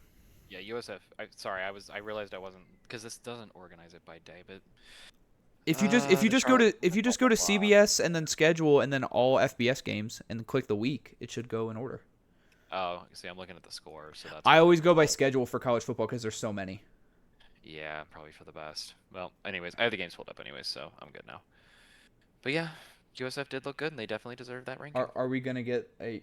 Yeah, we do top 25s every week. Yep, every single week. We will get that closer to the end of this. Yeah, toward the end. Yeah. At the end, we do our top 25s, and we don't. Sometimes we don't really look at the AP poll. We just look at it and say it's stupid. Yes. But that's your Friday summarized. First game I want to talk about. The Bearcats. Yep. Since-a-fucking nasty, man. How about them fucking Bearcats? How about little brother? Man? They have looked amazing so far. Ever since the Nebraska game, I criticized Sorsby. I criticized the coaching. ever since then, I have been impressed with this Bearcats team. I think they have looked phenomenal. It got dicey there in the second half because they kind of let their foot off the gas. Mm-hmm. And there were a couple misplays on defense. That being said, Satterfield did almost sell it, but I've been super, super, super impressed with the Bearcats. Iowa State, even though they weren't favored, you were ranked 14 going into this game. You weren't able to get one sack. Good teams find a way to win. Good teams find a way to win. Great teams find a way to cover. Better teams are named the Cincinnati Bearcats, is all I have to say. Good on Sorsby. Also, he did what he needed to do. Mr. Jalen Hunt, have yourself a 2-sack day. Good man. Good man. Evan Pryor. Let's fucking talk about Evan Pryor for a second. Averaging 11.1 a carry, 2 tutties. Mind you, he was also splitting carries with nope. Tawi. Fuck it. He just said nope. Evan Pryor he didn't play in 22-23. He played a little bit in 23 and 24. And then last year he saw a lot more production. Wasn't really panning out.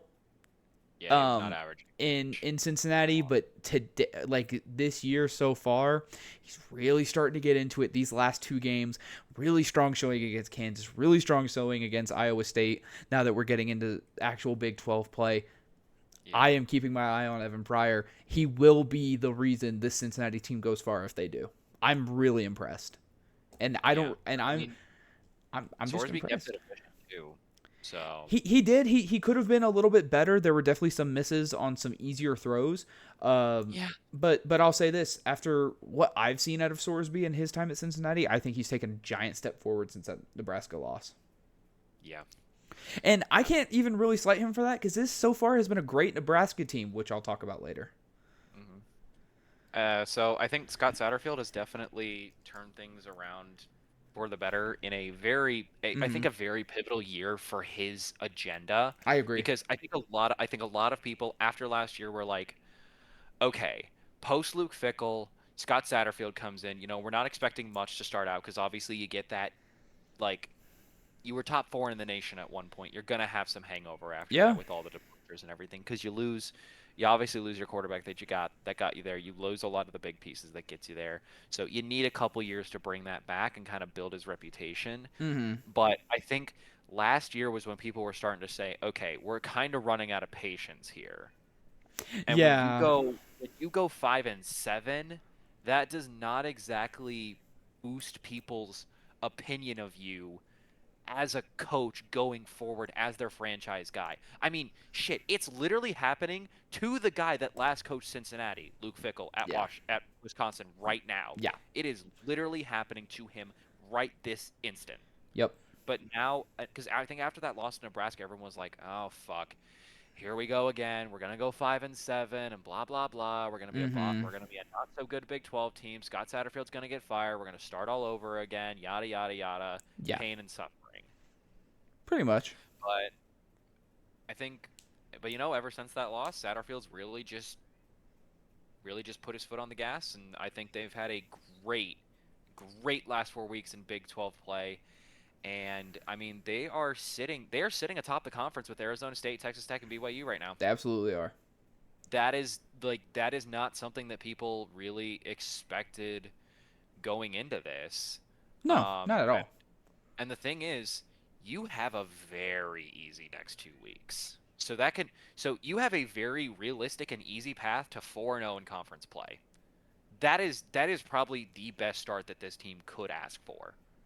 Obviously, they would like to be undefeated right now, but Nebraska is a good power conference team. So it's not the end of the world having that loss on your record. Mind you, it is also a close loss. Yeah. So, I mean, hosting UCF this week, like, you just took down Iowa State at home. UCF is a much lower tier team than Iowa State. I will say about UCF, I think they kind of play down to their competition. So if they do decide to show up in Cincinnati, which I fear that they do, what's up, B-Cross? It could be rough. What's up? What's up, B-Cross, my We boy? we talking college ball now. You're Was no one gonna tell me that my screen wasn't cropped correctly? That's cool. Anyway, yeah, But also, no, UCF is on a pretty bad two-loss streak right now to yeah, Kansas State, yeah. and That they was a just bad lost to game. Kansas. Yeah, no, that was a bad game. So, I saw that. yeah, Um, and then let's obviously see. you travel to Oklahoma State the week after, which that's an interim team. They are fucking Yeah, atrocious. yeah. It's not like UCLA's interim coaching staff. No, we've seen Oklahoma State's interim coaching staff also shit the bed. Horrid, horrid.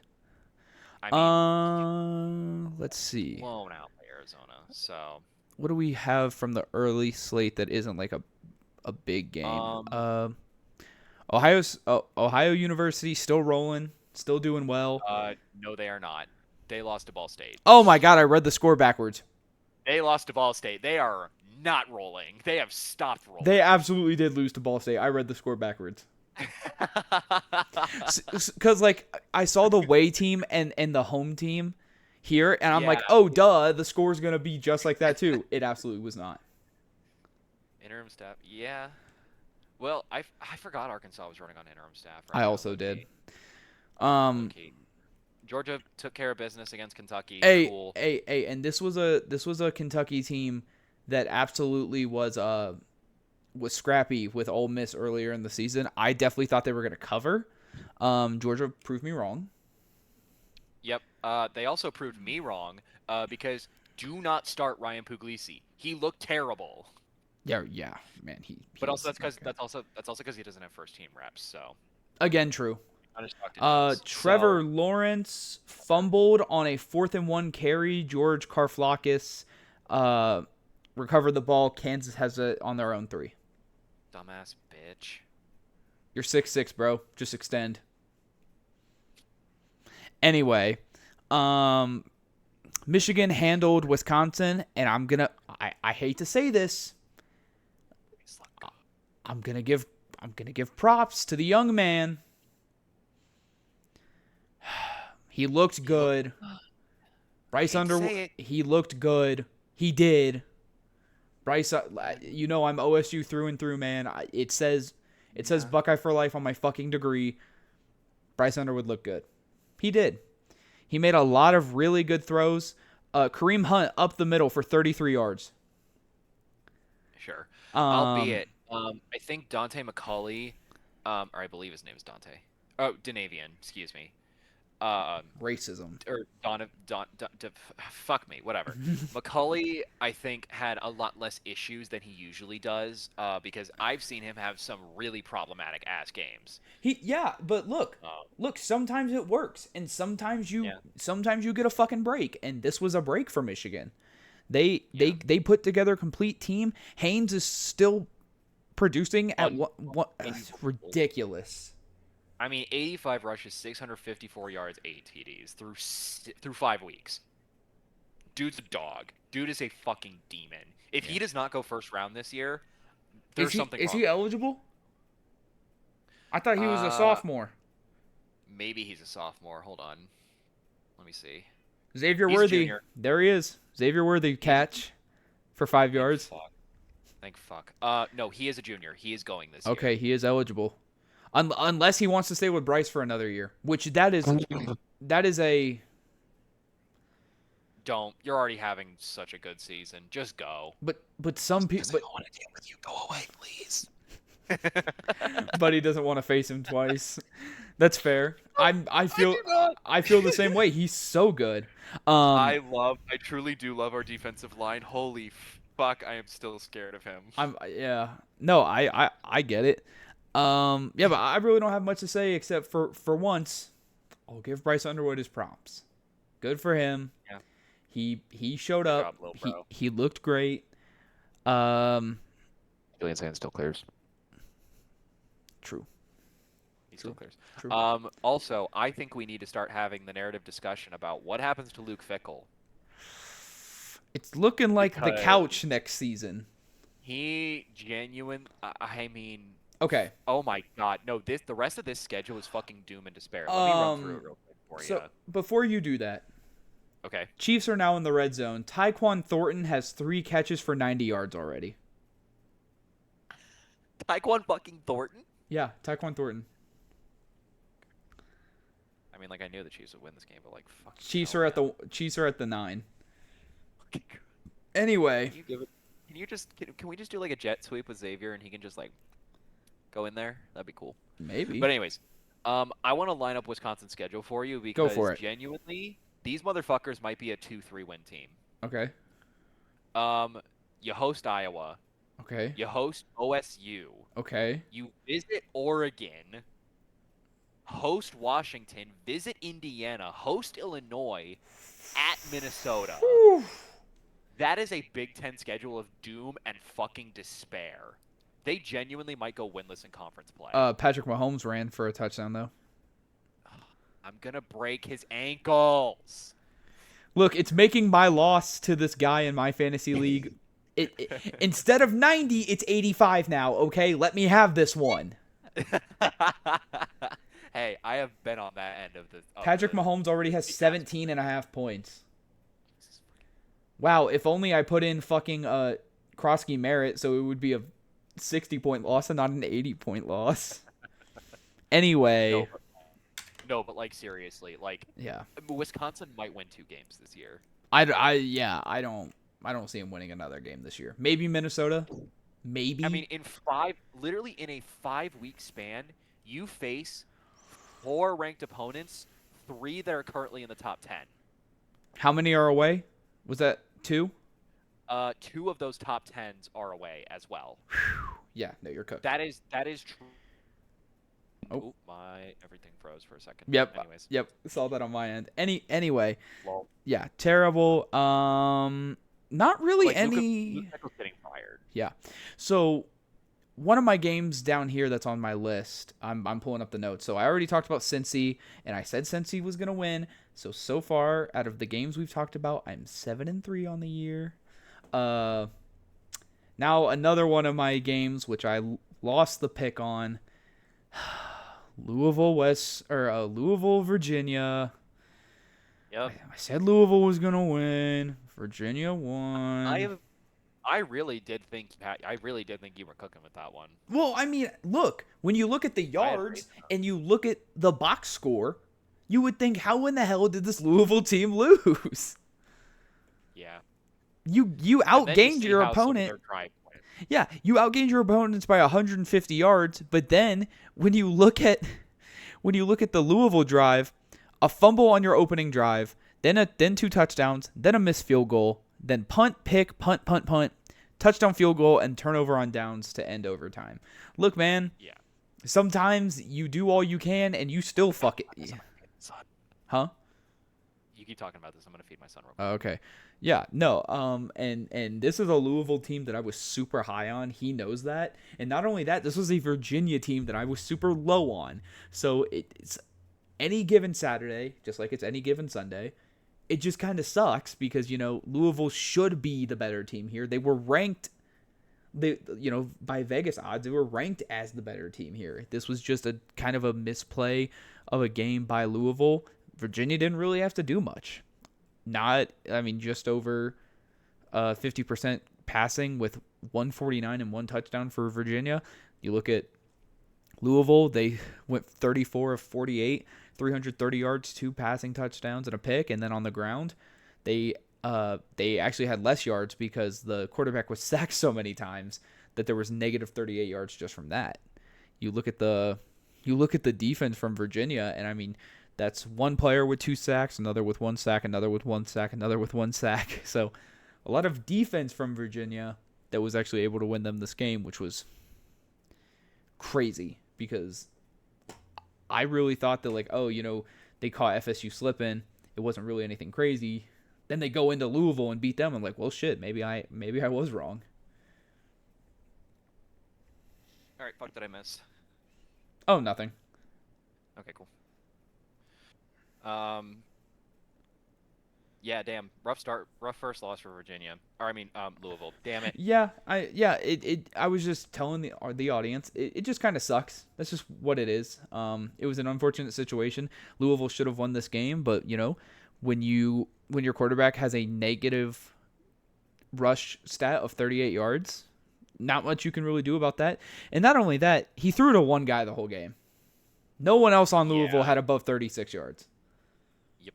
So I was high on this Louisville team. This Virginia defense is a lot better than I give them credit for, and Virginia deserves to be ranked. That is the offense that is the problem. But I mean, they'll stall. When you put up 5 sacks in a game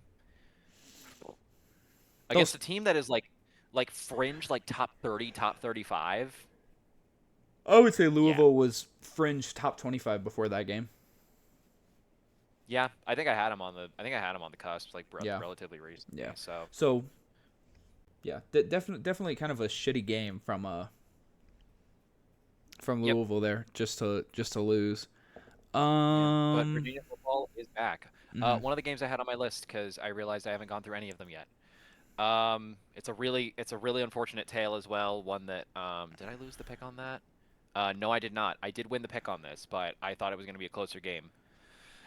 Vandy Bama, rest in peace, you sweet prince. My poor sweet prince. My wagon. Really, I mean, the thing is, like, Vandy, like it was a close game for 2 quarters, and then it just. Unfortunately, football is played in 4 quarters. Unfortunately, football is played in 4 quarters and not 2. Yeah, I mean, Vandy's defense literally just gave up after half. Dude, they were just gassed. They were so gassed.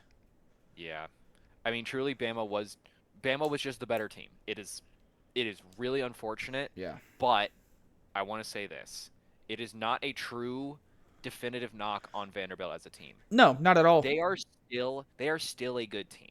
Bama is just that much better. You just have that much more. You just have that much more. Yeah, because then we get into the conversation of, like, we're in a 12-team playoff. When does the break actually start to be seen in these ranked teams? We kind of saw it last year, and I think it still holds true. I think this Vandy team is still good. I also just think that Ty Simpson is really grown into his own in Bama, and Vandy's rush defense just isn't really that good, and we saw that. And Bama always has good running backs. I think those two things just kind of added together, and David Pavia. Admittedly, Vandy did get 4 sacks on the day, so it's not like they weren't getting the penetration that they needed. It's just the run defense though isn't good, which is the problem. Yeah. And I think Danny Pavia just couldn't live up to the Diego. Huh? Oh yeah, Diego Pavia.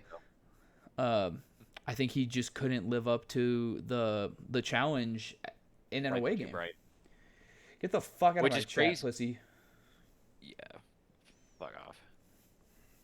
Okay, bye. You're done. Man, I'm in my chat too, cause fuck out of here. Anyways, yeah. I mean, hey, that's what you. I mean, I'll say this. That is what you get for practicing your victory formation at the beginning of the game. Yeah. Yeah. I mean, that's karma's a silly word. Karma is a bitch. Karma's a bitch. I should have known better. Anyways. Also, it's like you're away from home. It's a lot different than last year. It's not Kellen DeBoer's first year, so there's a lot of different narrative changes. But Vandy still kept it a game for an amount of time that is much longer than the old Vandy would have. Because old Vandy would have made this a game for exactly 0 seconds. So,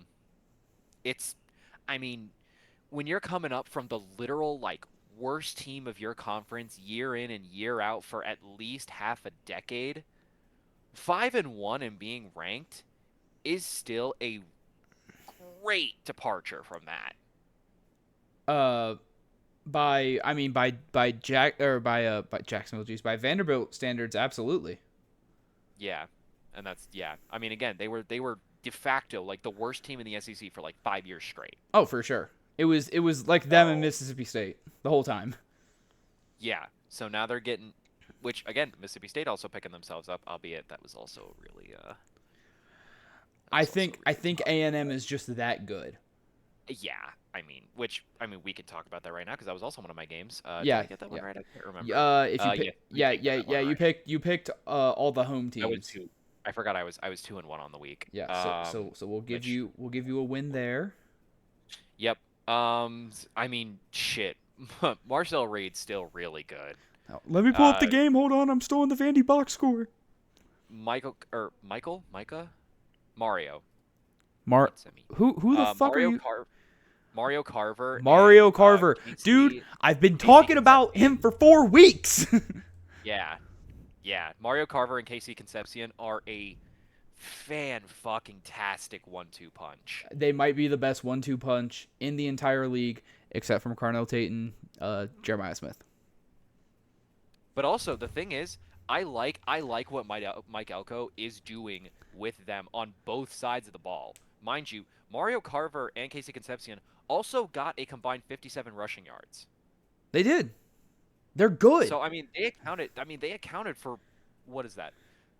3 TDs on the day combined. Mm-hmm.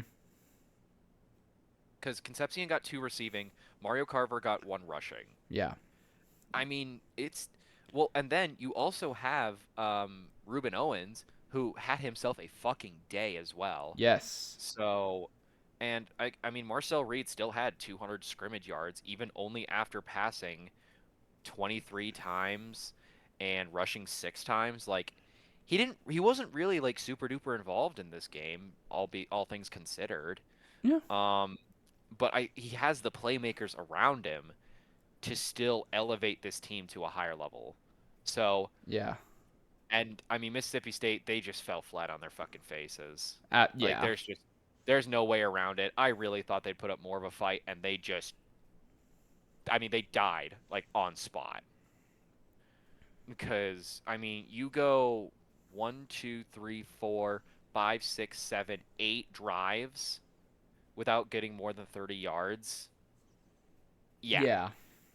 That's gonna fucking happen. Yeah. When you have a top 10 team on the other side of the ball. It is what it is, you know? Yeah. I probably overrated Mississippi State based on their first 5 games. It happens. I mean, but they were 4-0 and they lost in overtime to Tennessee. So did you though? Yeah. Like, did you really? Because I don't think so. It was I mean they just failed the eye test. I think this was just an away game. Their quarterback still went 75%. They still had, and he was gotten to a lot in that game because A&M always has a good rush defense. From their 2 running backs, they had 119 yards. I think Mississippi State is a good team. They're just not A&M. Yeah. Which, by the way, Cassius Howell, 3 whole sacks. Holy shit. Telling you, man. I mean, he accounted for I guess 75% of the sacks on the day. I mean, when you get 3 sacks and 3 tackles, you're doing good. You're doing good things, kid. Yeah. So, I mean, Texas A&M, truly this was a complete game on all sides of the ball from front to back. Yeah. Long and short of it. I mean, because Mississippi State is not the team that they were last year. They are not the 2-10 Doldrums. Absolutely not. This is a good Mississippi State team in a very stacked SEC conference. Yeah, unfortunately, they just won't see a bowl this year. Yeah, they ran into a brick wall, and they had a good start, but it's very unfortunate. It really is, because this is a good roster. They just do not have enough to compete in the conference that they are in. I absolutely agree. It happens. Yeah, it fucking happens.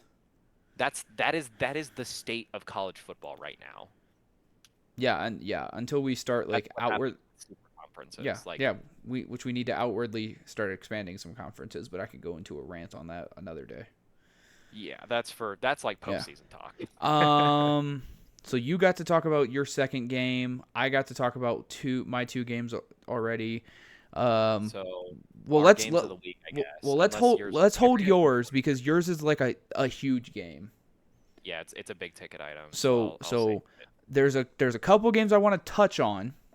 Mm-hmm. And then I'll go into my last game of the week, and then we can talk about the big ticket stuff. I want to save T-Tech in Houston, though. Even though it doesn't seem like a big thing, it was a big thing. To me, in my heart. Nah, fuck it. I'll talk about it Yeah. now. I did think about this game. I did think about talking, but I'm like, it kind of happened as expected. I really expected Houston to put up more of a fight, man. They were just kind of throttled in the first quarter, and it's hard to come back from that. It's just what it is. Yeah. 2 turnovers in one quarter. Like you got your neck stomped on at home. Yeah, I mean, Connor Wegman was fucking atrocious. Hey, I'm really impressed with this T-Tech team so far. They look fucking great. They look so good. Everything I saw out of this team when I was watching this game was gorgeous. Everything was good.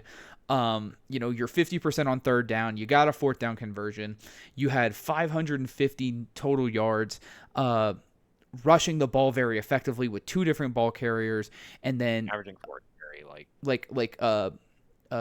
Dickey was still able to get a 69-yard pass, nice, to add on to his total yards. Yeah, I'm really liking what Texas Tech is building down there. They are the Big 12 contender right now.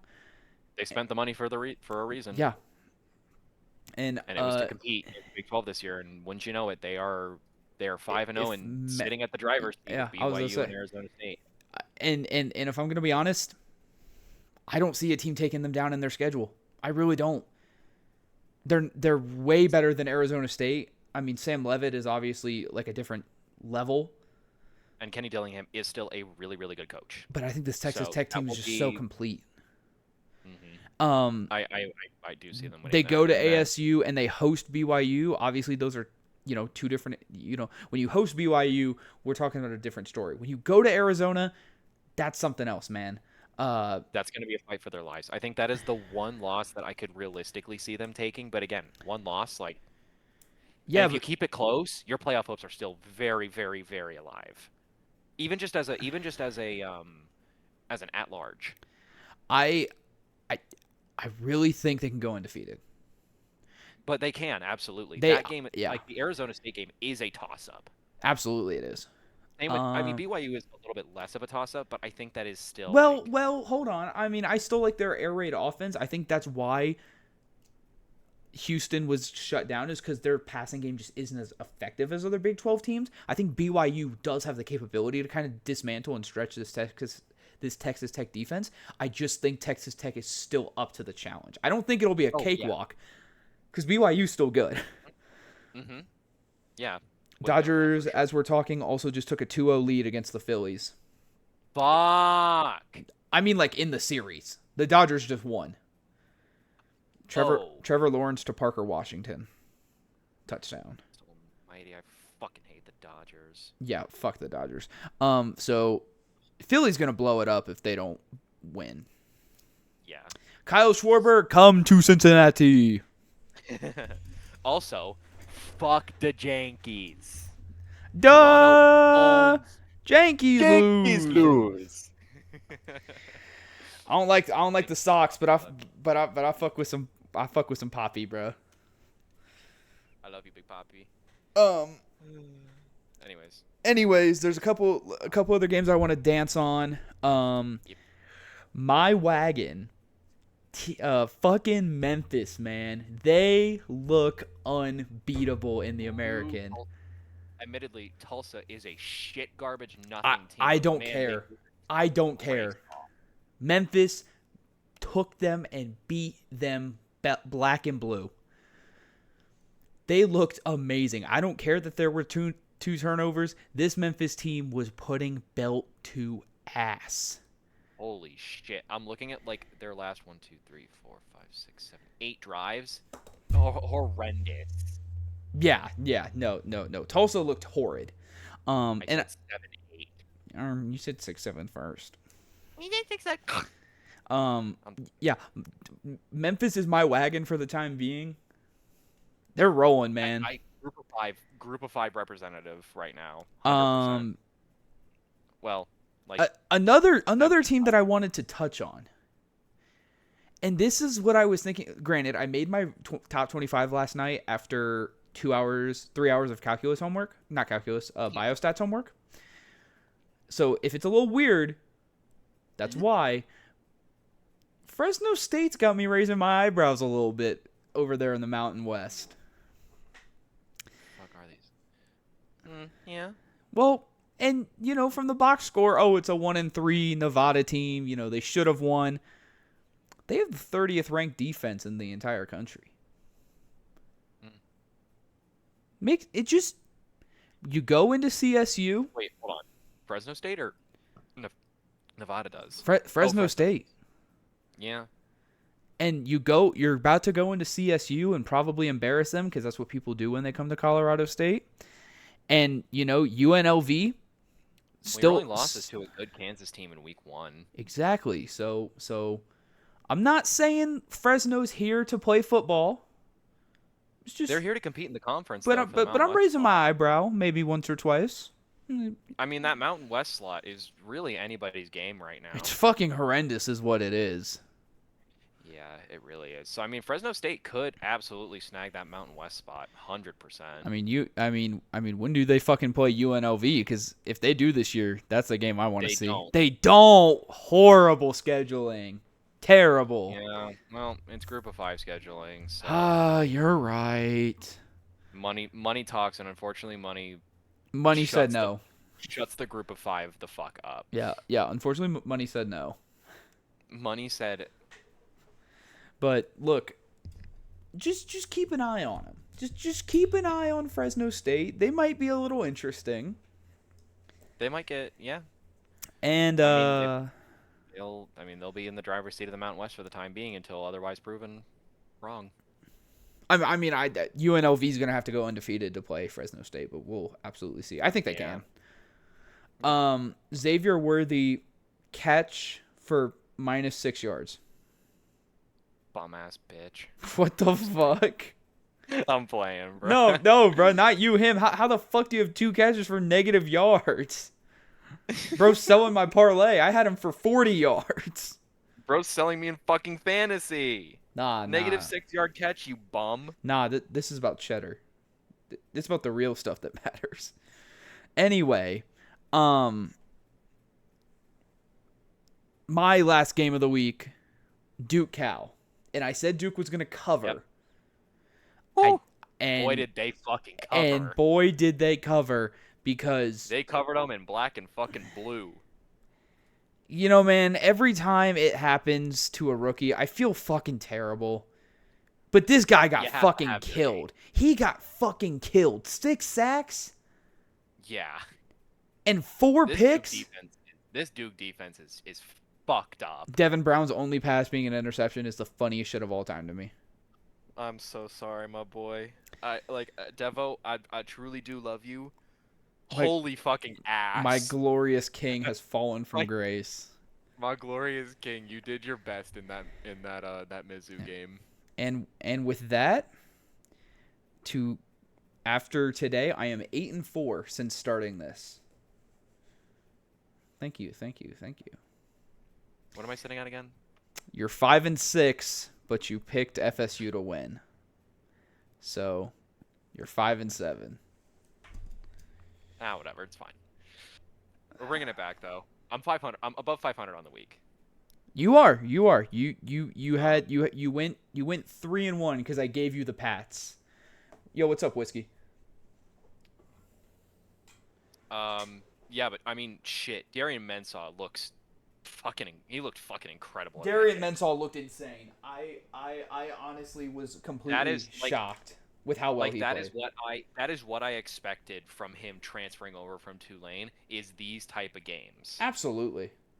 So, it was fantastic, truly front to back from all sides of the ball. Yeah. This is the Duke that I want to see running the goddamn ACC. Unfortunately, you have G-Tech next week. Yeah, unfortunately, you blew 2 winnable games. So, yeah. And especially on an ACC that is collapsing within itself, they really could have taken advantage here. And cannibalizing it. They're cannibalizing themselves. Which, to be fair, Duke is 3-0 in conference play. Yo, thank you for the sub, Whiskey. I really do appreciate that. Hey. W as fuck. Yeah, no, I'm with you, man. Like, I really am just impressed with Duke so far. All I'm saying Teddy B Gaming, is appreciate the follow. all I'm saying is if you can take down G Tech this weekend, Yeah, then there's you're building an discussion. ACC title case. But we need to see that before we I start need building to see Duke start to play better ball against better teams. While Cal is good on a true freshman quarterback, they were embarrassed at home by Illinois. They lost at Tulane by a touchdown. Granted, that game was kind of closer toward the end. Like, they were outclassed that game. Yeah. And they have a hard schedule coming up. They go to GT, they host Clemson, they host UConn. UConn has actually played some decent ball this year. Yeah. And then you go to Virginia. Yeah, who is a team that is very much on fire right now. They are. I should also mention the UConn team took Q's to OT. They did. So like, they can play up to their competition. They absolutely can. And that's my only worry with Duke is they don't. They play under, which scares me every time. That being said, I definitely think this team is this team is a bowl team. They're 4-2. We're headed into the harder conference play. They are most definitely a bowl team. However, I'm going to have to see more out of them because in the ACC, we still have FSU. We still have Miami. Missing someone else. Whatever. Well, actually, FSU not anymore. They're 0-2 in conference play. Yeah, they are. But what I'm saying is they can bounce back. But like, G-Tech, Miami, UVA are the ones at the driver's seat right yeah, now. Yeah, G-Tech, Louisville is 1-1 still. So, like, yeah, Duke's, Cal is still 1-1, but I mean, Duke's gonna have to start kind of building a better case. Mm-hmm. Which I think G-Tech this weekend will be a very important game. Yeah. For how the ACC is going to shape up. Yeah, absolutely. So we shall see, but I mean, fantastic win for Duke nonetheless. They should relish in it for now. Absolutely. Or they should have stopped relishing in it today. To get back. Get the fuck back to work. Figure it the fuck out, or else you're getting curb stomped next week. I don't think that. Look, I don't think it's that more than just the QB himself is gonna die. Yeah. That Virginia pass rush has been insane, man.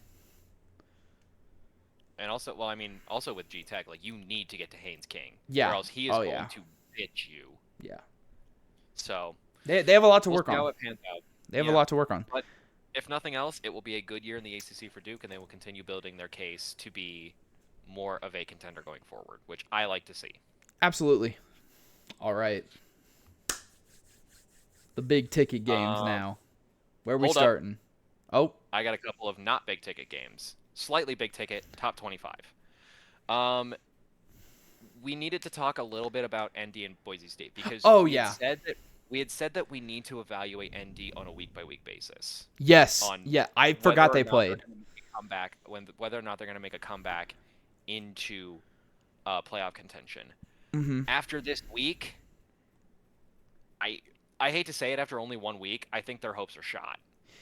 Yeah. You get 4 picks off of Maddox Madsen, and you still don't cover. Sorry, you should have. This should have been a game where it was like 45-7. Yeah. Yeah. And instead, you have these drives where you just stall out against an inferior team, or your first drive of the game, you go 73 yards and you turn it over on downs. Yeah. Yeah. That's a problem. Like, towards the end of the game, I don't really put any stock in these last 2 drives here specifically because you're burning clock. Who gives a fuck? Yeah. But it's just, I don't know. But TJ Carr had a fine day. They turned it over on downs twice in the first half. Actually, yeah. Which is ridiculous. Yeah, against a Mountain West team that has looked like a shell of itself from last year. Yeah. So I think it is safe to say, even with the good pieces on their side of the court, Notre Dame is out of playoff contention. They are seeing a bowl game, and that's about it. That is the ceiling of their season right now. Yeah, I mean the rest of the schedule. I think their floor is a bowl game. Their ceiling and floor are the exact fucking same. Yeah, like I don't think there's a world where they make the playoffs just because of their wins are shells. This is a nothing burger of a schedule when you look at it. Their next 4 games are NC State, USC, so you have 3 home games in a row. And then you have a bye week, then you go to Boston College, and then you host Navy. What is that? That's not anything. The USC is literally the only game that will even remotely fucking matter. But at that point, you're too far gone. Well, unless you have like multiple back-to-back weeks like this past week where multiple top 10 teams shit the bucket entirely. Which, saying that that's not impossible, it's just improbable. Yeah, I just don't want to put stock in it faithfully because if ND fucks up again, bye. See ya. They lose that USC game. Yeah. Gone. Like that is 0% chance. Right now I'm putting it at like a 2% chance that they'll make the playoffs. Yeah. And again, they need so much external help. There's no sense in putting stock in it. Yeah, I'm not high on them, and you know me. We talked about, like, their losses, like, at least maybe not we said it, but there have been people that have said it, and they're like, oh, but their losses really aren't that bad, and XYZ. I'm like, they can't get a ranked win now. That's the problem.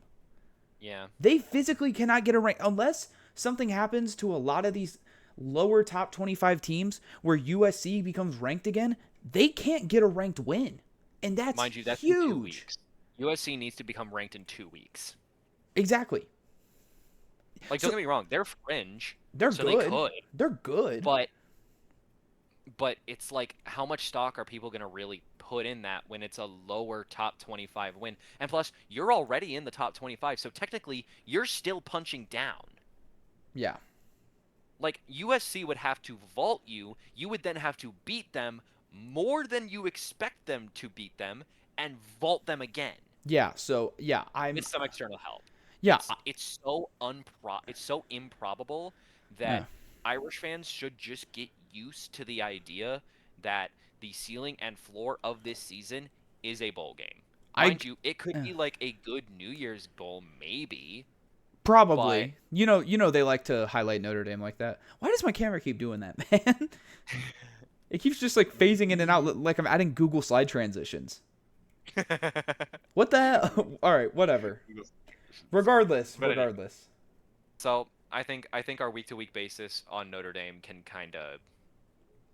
Yeah. I mean, like, look, I'm gonna need to see them drop 70. That's what it's coming to me, because in these games where they should be winning by 40, they're winning by 20. By 60. Yeah. Like it's getting to a point. Like this 21.5 point favorite game, if you wanted to keep yourself in playoff contention, you needed to win by 40. Yeah. You needed to cover the over on your own. Which is what they should have done given the 4 picks. So this is at this point, I'm sorry to say, man, it's kind of looking like a coaching thing. I love Marcus Freeman. I really do. Yeah, it's starting to look like a coaching thing. It is definitely more and more becoming okay.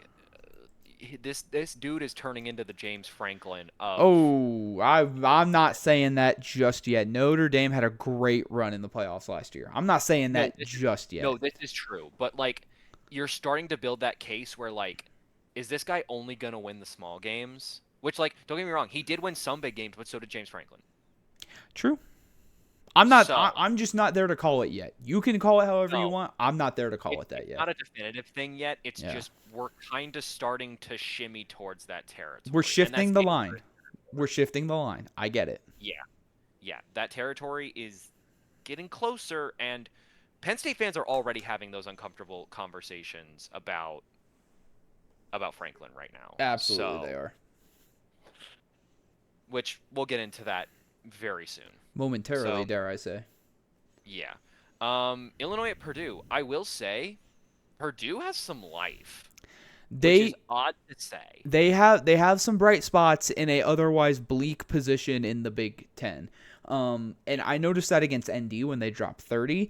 And I saw it again today. This has been a really decent showing by this Purdue team. Granted, they've lost 2 games. Like, they've lost these games against good teams, but they haven't done the normal Purdue thing and not shown up entirely.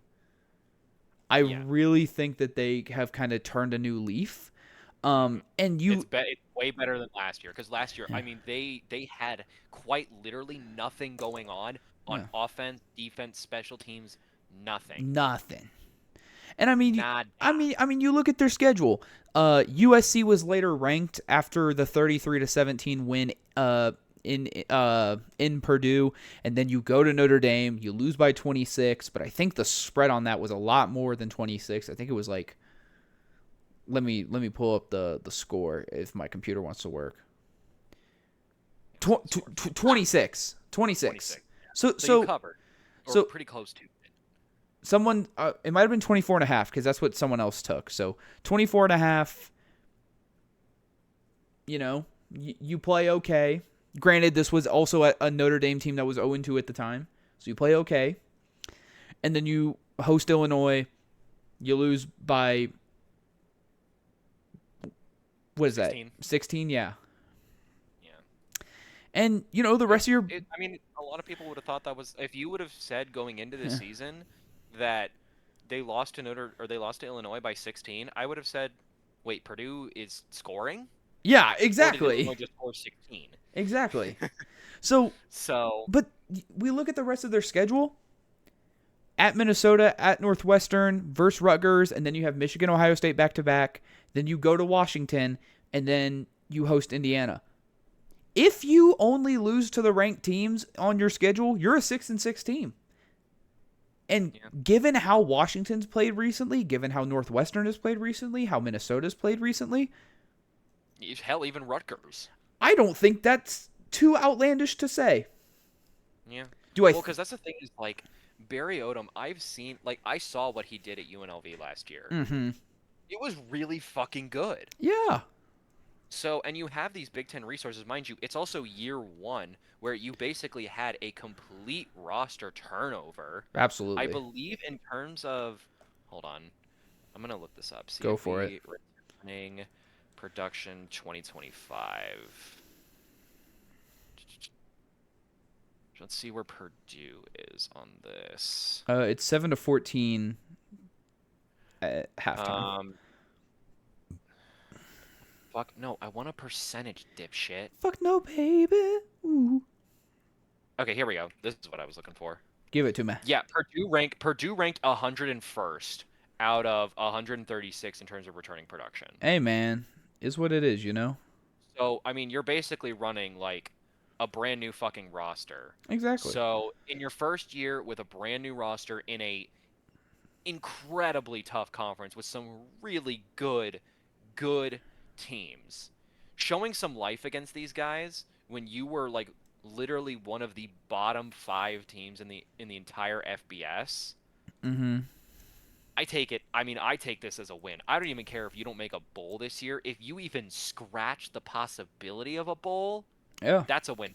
That's a win for fans. I mean, look, depending on how many teams go 5-7, there's a chance they make it at 5-7. Yeah, Louisiana Tech did last year. That was because Marshall forfeited the bowl, admittedly. But look, there's always an opportunity. Mm-hmm. I definitely think this Purdue team has a lot of upside. Like you said, they're on a lot of different things, including that first year. So I definitely think that Purdue has a culture shift. Do I think they're going to be like crazy good? No. But do I think they're taking a trend in the right direction? Yeah, just like Mississippi State is. Mm-hmm. I don't think these teams are going to be powerhouses by anything. This isn't fucking Madden, or this isn't NCAA 26, man. We can't rebuild teams in a year and a half. Yeah. But what I will say is there's a definite culture shift, and not only that, there's plays and gameplay to support that. Mm-hmm. So, albeit, I think Purdue is passing a fuck ton. And when you have Devin Mockabee in the backfield, that's a little stuck. That's a little fucking stupid. Yeah. But at the same time, they're getting the points out of it. It's not like, they're throwing a lot of picks or they're turning it over a lot on downs. Like they're getting the points.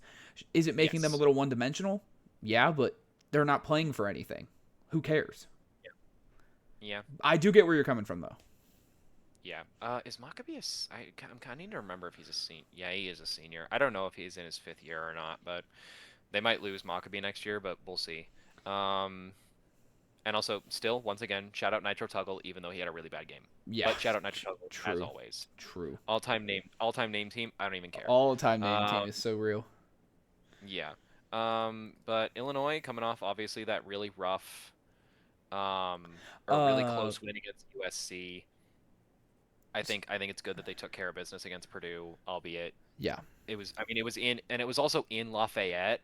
So obviously that Purdue crowd is really crazy rowdy and known for switching games in their favor. For sure. So, we've experienced it firsthand.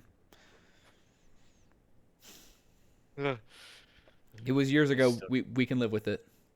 Yeah, this is true, but it was just and so Illinois obviously comes to host Ohio State this weekend, so we'll see how they do. I'm worried, man. I'm worried. We will see how Luke Altmaier decides to deal with this defense. I hope Saiyan doesn't get rattled. Is all I'm gonna say. So he's looked good, but at the same time, I worry that is a harsh environment. It is.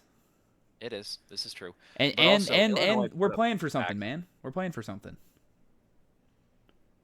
Yeah. Well, Illinois is as well. If they can still bounce back from their one loss because it's Indiana. So, but Illinois only put up 2 sacks on the day against a Purdue O-line that's not that great. Yeah. So, you compare that to our O-line, it's like I think Saiyan is going to have time in the pocket, and again, in that same breath, any given Saturday. This is true. In that same breath. Saturday. Truly, this is just true like eye test. Yeah. Like truly just what I am seeing on the stats sheet. For sure. I hear it. And also, you still got 300 yards put up on you by Ryan Brown. You absolutely did.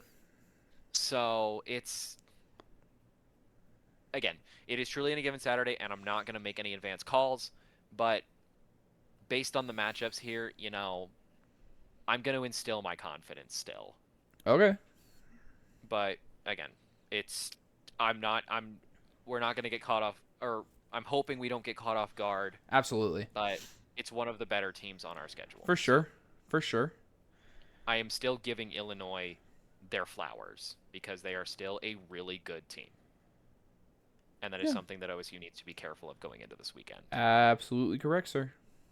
But I think Ryan Day knows that, and he is preparing in advance for that. So, and I trust him. I trust mostly Brian Hartline. Albeit he does make some stupid calls here and there, and I really do question him a lot more than I should. There's some OC candidates coming out of this season that I am really hopeful for to keep Brian Hartline at that wide receiver position because I love the man. I do. It feels like every time he's the primary OC, something goes wrong in the season, and I'm kind of just waiting for it. Yeah. But I do the one person I do trust, Matt Patricia. Matty P, boy. I love me some Matty P, man. He looks great. Yes, boy. He looks great. One final shout out to Purdue. Shout out to Purdue for getting the 1-point safety. They did. They got the 1-point safety. That is the only, or I don't know. It looks. Wait, no, never mind. It's just CBS being fucky. What? Never mind. I lied. It's just CBS being fucky. I lied because Purdue's score randomly changes to 7 at some point. They did get a 1-point safety though. Did they? Am I tweaking? Oh. Wait, am I fucking tweaking? Okay, Big Ten Saturday. I swore they got no, they didn't. Someone got a 1-point safety. Someone this week got a 1-point safety. Fuck. Now I want to know. My watch keeps going off. Jeez. Safety. college football 2025. Let's see. I swore that there was one. I saw a fucking TikTok of it. Maybe I was tweaking.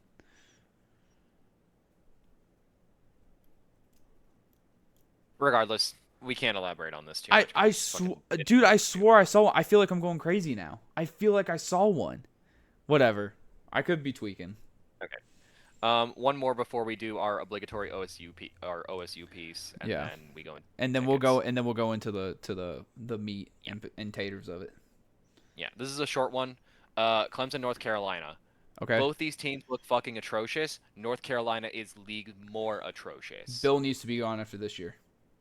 Dude, the Bill Belichick experiment has failed in probably the most horrendous way possible. Just go bone your young girlfriend. Leave the football to the professionals, Bill. You're washed. I'm sorry. Yeah, I don't think they might win against like either Q's or Stanford, assuming Q's is running Ricky Collins. Because if Q's is running Steve Angeli at that point, Q's. See ya. Q's is gonna roll you like fucking dough. Literally, again, it's literally between Q, Stanford, and Wake. I forgot about Wake for a second there because Wake is still kind of atrocious. But they're showing signs of being kind of less atrocious now, I guess. But not real. I mean, they beat VTech this weekend, so. But also, VTech is running under Kyron fucking drones, so I don't exactly trust that. Yeah. All too much. So I wouldn't be surprised if UNC wins like maybe 3 games. I wouldn't be surprised if they don't win another game the rest of the year, genuinely. So, Bill was not the answer, and UNC fucked up. Absolutely, they did. Plain and simple. Plain and fucking simple. Absolutely, they did. This also does not mean anything for Clemson. I don't care. You beat up on a dog shit team. Good job. Yeah. That is now your second win of the year. You still suck. Dabo still sucks. Cade Klubnik still sucks. And you still bums. Yeah. Pretty much. Okay, that's it. I'm done. OSU. Obligatory OSU time. So, living in Colorado has been really, really fun. Except for the fact that OSU start times always feel weird to me. Just all the time. Starting at 5:30? Yeah, that's weird. College football starting at 10, and then the afternoon games starting at 1. Pretty much starting at like 1 or 2 or sometimes 12:30. It gets weird. What doesn't get weird is seeing my Buckeyes whoop fucking ass every single week. And I just need to say this. Carnell Tate is Garrett Wilson 2.0. I said it earlier I said it earlier in the podcast. I've said it to start the season. I said it last year. I have been quoted saying this multiple times. Carnell Tate is the most polished wide receiver still developing within Ohio State since Garrett Wilson. And he's heard me say it to other people. I can attest. This team looks amazing. Complete on literally every single side of the ball. Except for special teams. Except one. These tackles better figure it the fuck out with these penalties. I'm serious. Yeah. It's getting to a fucking, like, admittedly, we only got 4 this past game. It is still getting to a fucking point. Yeah, and I'm not saying like they're well, I'm not saying like they're losing games for us, but I'm just saying I feel like every time I'm watching an OSU game, it seems like there's something going on with them, which is fine. There's some fucking stupid ass penalty that keeps some drive that shouldn't be alive. Mm-hmm. I mean, we did not see it in the Texas game. Good. Yeah, because who knows how that would have went. We did not see it in the Grambling game. Who gives a shit?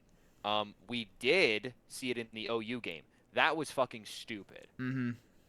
That kept a couple drives alive, and it was dumb as fuck. We saw it again we saw it in back-to-back weeks. I guess not really back-to-back because we had a bye week between them. But we saw it at OU and Washington. And we saw a dumbed-down version of this past week. Still stupid. I mean, don't care. Yeah, it is. Clean it fuck up. And I think they're getting there. They are. Yeah. It was like 2 penalties, 6, and then 4 penalties. Yeah. So, albeit these penalties counted for more like yards per penalty, but it is a step in the right direction, getting the number of penalties down at least. Yeah. So, I think, and again, it's Matty P's first year in the season or first year in the system. We have a lot of guys on the O line on rotation still, minus Carson or minus Hinsman and minus Austin Severfield, obviously. Well, not only that, our 2 tackles are transfers. Yeah, From Minnesota and Olu Fashanu, I believe. well, the one's from Minnesota. I forget where the other one's from. Shit, I'm gonna remember his name when I see it. No, I'm not. I'm fucking lying. Son of a bitch. It's fine. Actually, one guy that has been having a lot of troubles that I'm really starting to get pissed off at, Tegra Shabola. Get it figured out, bro. Yeah. Serious. You have had way too many called against you, man, and it's starting to become a fucking problem. How do you spell his name? Tegrashabola. Shabola. I think this was the transfer I was thinking of. Let me see. Or maybe I'm wrong. No.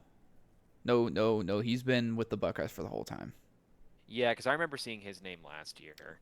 Who the fuck was it?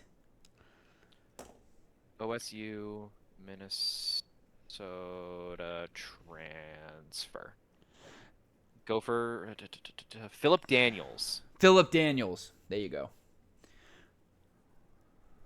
Yeah, I haven't heard much about his penalty troubles, honestly. But I guess I wouldn't be super surprised. Yeah. I didn't realize he was from Cincy, actually. Mm-hmm. Good on him. Travis Hunter, 44-yard completion. Jags are at the KC-23 pending a illegal contact penalty. Yeah, they should be playing him at fucking wide receiver. So, yeah, I mean, Ohio State has looked phenomenal, giving up 5 points across per game. Yeah, 25 points in 5 games, man. I mean, you really can't make that shit up. Two touchdowns on the year. Two. One to Texas and one bullshit one to OU. Yep. And the rest have just been a couple field goals. Yep. Truly our red zone defense, best in the nation. I don't give a shit. Yeah. I do not give a shit.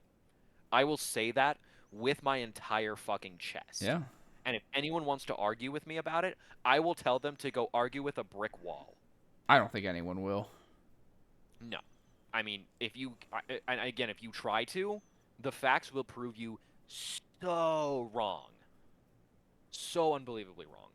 So, I mean, this is one of the few years where I have seen this OSU team and been like, yeah, we have no weak spots. I don't care. We don't have a weak point. There is no, our run defense isn't that great. Oh, our pass defense isn't that great. Oh, our offense isn't that great. Oh, our offense is turnover prone. Oh, our offense is this or that or the other. There is nothing I can say about this team that indicates any sign of one side of the ball being worse than the other. We are a very well-balanced team. I'm not saying everything we have is the best of the best. That's not the point. The point is the wide receivers, though, they might be. Okay, wide receivers are the best. Wide receivers might be best in the nation, but we're known for that shit, and we've built that reputation for years. Oh, absolutely, we have. I mean, it's not like we have the absolute best defense in the country, lockdown, yada, yada, yada, anything like that. We're damn fucking close to it, don't get me wrong. But I can't say de facto we have the best defense. We do not have the best offense in the nation. That I can say with certainty. But that's okay. We don't have to. That is okay. You do not have to be the best at everything. You just need to have everything be good enough to where everything comes together as a complete cohesive unit, and I believe that is what OSU has, and I believe that is why we have been ranked the #1 team in the nation ever since defeating Texas. Yeah, no, And I fucking hear it. my opinion, will not waver on that until I see another reason to like kind of give up that line of thought. Absolutely. So, Absolutely, dude. I totally fucking hear you. also, I just want to say this: every time I heard the Minnesota running back's name on the announcement of Boy, I just kept thinking of Bowl, and I'm. You remember when Bowl was the thing for like 3 weeks? Yeah, But anyways, I don't think Minnesota should beat themselves up over this either. You're in a super hostile environment. You know, it's one of the best defensive lines in the nation. You admittedly, I thought they were going to do a little more than they did, but I mean, I think that is just a testament to how fucking good this team is. yeah, And I mean, Julian's saying his deep ball, whew, that is one of the most beautiful things I've seen in a long ass time. Like truly, the preseason hype is so warranted. for sure. I I understand what people were saying Oh, for sure. when they said this kid has the accuracy of a fucking sniper. Oh yeah, yeah. He absolutely does. He's crazy. And I mean, just seeing Carnell Tate have a day like he did, I mean, it was something just to really love. And same with Max Clare. I thought he had a very very good day as well. I think they're starting to figure out how to use him a lot better than they were initially in the year. For sure. Because that's the thing. That's the thing about him is he just can do everything. For sure. He's good in blocking and pass protection. He's a really good route runner for his size. Mm-hmm. And man, that motherfucker gets up there. Yes, Like he does. he has like ever since those first like 2 games where he's had some pretty iffy drops, that motherfucker has glue on his hands. For sure. But I also think that was just Texas. That also, yeah, it's still Texas. So, although admittedly he did have some draw problems against I don't think it was Grambling, but I think OU. I was kind of Yeah. But outside of that, I mean, he's been fantastic. Obviously, Jeremiah Smith is still absolutely him. Yeah. Don't get it twisted. So, there's the reason Carnell Tate was open that many times. That's all I'm gonna say. Mm-hmm. And Bo Jackson still looks fantastic. Still running back one. Him at the RB. Keep him at the RB1. Although James Peoples was able to get some work going, which really makes me feel good. Late game, he was putting in some good work, which gives me hope for next year. I don't know if you saw this, but apparently, given their minimal playing time, both C.J. Hicks and Malik Hartford are redshirting this season with expectations to transfer after this season. So the Dayton boy is leaving in C.J. Hicks. Who's what? I need a refresher. C.J. Hicks, defensive end, who he was the linebacker from Dayton turned defensive end, and then safety Malik Hartford, number 9. Mm-hmm. So they're both redshirting for the rest of the season, and they are going to transfer out is the big consensus. Yeah, that really sucks because I did like what I saw of Hicks, but I mean he's a senior and he's not getting play time, so that one makes complete sense. And then what was the other one again? Malik Hartford. Right. I remember, or not my yeah. Well, he's a junior, so he still has a little bit of time, but yeah. It makes. Yeah. I mean, it makes enough sense. It's I mean, C.J. Hicks was supposed to be starting, and he just got beat out. And you know, I don't. He lost the job. I don't blame him. I don't blame him. He lost the job to Jermaine and Igbenosin and all these other guys. It's unfortunate, but it happens. I mean, Xavier Worthy. What did he just do? More. One catch for 8 yards, and he's hurt. Fine. I'm fucking done. God damn it. My buddy said I still need 7 points, you fuck. Yeah, my buddy said he's hurt. Shit. Oh, yep, was worth it. Oh my God. Damn, that's Are we fucking serious, dude? It's not looking great. Oh my Jesus. All right, BTJ, fucking please. I need you to do anything. My friend said, I just know he not returning too. I said, on God, FanDuel finna make a call. Just Fuck me. hopefully, I hate it here. hopefully he comes back, man. Hopefully he comes. Swear to God, I lose on Xavier Worthy getting injured again. I'm breaking something. Yeah, break his fucking leg so then you can just cut him and you don't have to deal with him no more. Yeah, that's true. Anyway, I mean, it's fucking scary Terry and Mike Evans back. Anyways, I'm done. Anyways, Buckeyes talk is over. Julian Sayin is him. Bo Jackson is him. Cardinal Tate, Jeremiah Smith, Max Clare. Everyone on this fucking team is him. I don't care. Now, which one are we starting with first?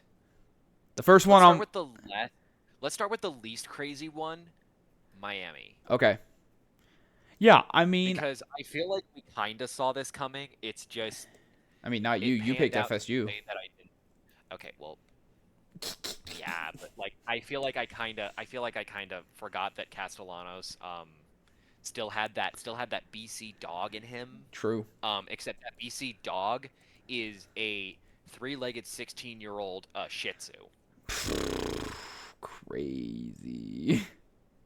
So, I mean, this was Castellanos back in true BC form. Inaccurate, turnover prone, just the run game did not help, but also Miami didn't have a run game to speak for really either. Yeah, and I mean Castellanos made up almost half of that run game because that's what he does. He's still a dual threat guy. He's just a fucking idiot too. Yeah. He's just very inaccurate. Worthy got a catch already. He's back in. Thank fucking God. Let's go. Thank God you're not hit. Thank God you're not hurt, you bum. Bum ass bitch. Anyway. Yeah, man. I mean, look, I'll say one thing. Carson Beck was fucking surgical out there, man. He looked like he was just ready to carve anything that moved. I mean, he has a very good supporting cast around him in the air, so... Yeah, no, he absolutely does. And this is a FSU team that really, since the Bama game, hasn't gotten a whole lot of pressure, so... Yeah, and I mean, they got the 2 sacks, they obviously got the 2 picks, but also that's because Castellanos is a fucking dumbass. Yeah. And I mean, FSU did bring it back towards the end, but at that point, it's like... They were down 24, like... Miami's not going to let that shit fucking slide anyways. Yeah, I mean, at that point, you were playing against the other team and the clock. Like, you did what you could, but come on. I don't put stock in that fourth quarter realistically, because I don't think Miami was really trying anymore at that point. They knew it was like very much out of reach. Absolutely. Which I mean, again, you're up 25 against another ranked in-state rival. Like, yeah. Good shit. So I was a little stupid to pick Florida State, I'll admit, but I don't think so. It was a 3. I think I had my stock in Castellanos just like a little bit too high. I think those first 3 it was a 3.5 point spread. I don't think that's crazy. It's just I think Castellanos through his first 3 games kind of threw everybody off of like, oh, he's changed from his Boston College days. You know, he's cleaning up. He's doing what he's supposed to. Incorrect. He really only had it, and now that I'm looking at like the game, like his game by game spreads. Yeah, he didn't really graduate from that BC phase. No. Because 6 tutties to 5 interceptions. Yeah, he's still pass. I mean, his passing was a little better through those first 3 games because he was averaging about 67, 68. Yeah. Bro. God damn it. Bro. Fucking hell. Yeah, you have to do the thing now. You have to do the thing. No, dude, I totally agree with you.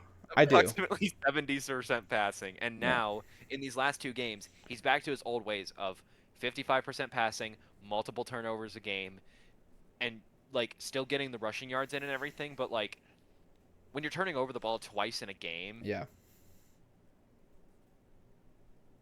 you're back to your old ways, my boy.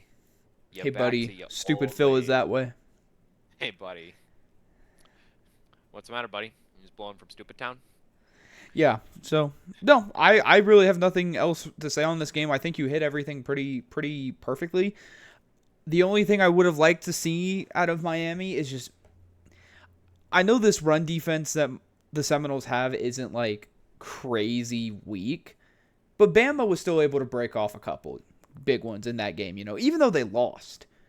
Really would have liked to see Miami take advantage of that, but that's just me. Yeah. That's all. I mean, that's their one weak point of their team. I just want to see a little more running out of Miami. That's all. Yep. Casey is on the Jacksonville 3 first and goal. I would also, admittedly, if your stock is high in the Noles, sell it.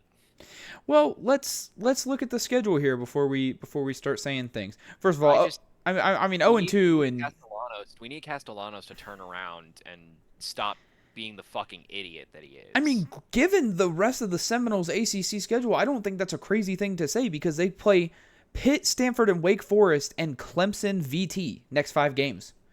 And NC State, actually. NC State's like kind of a...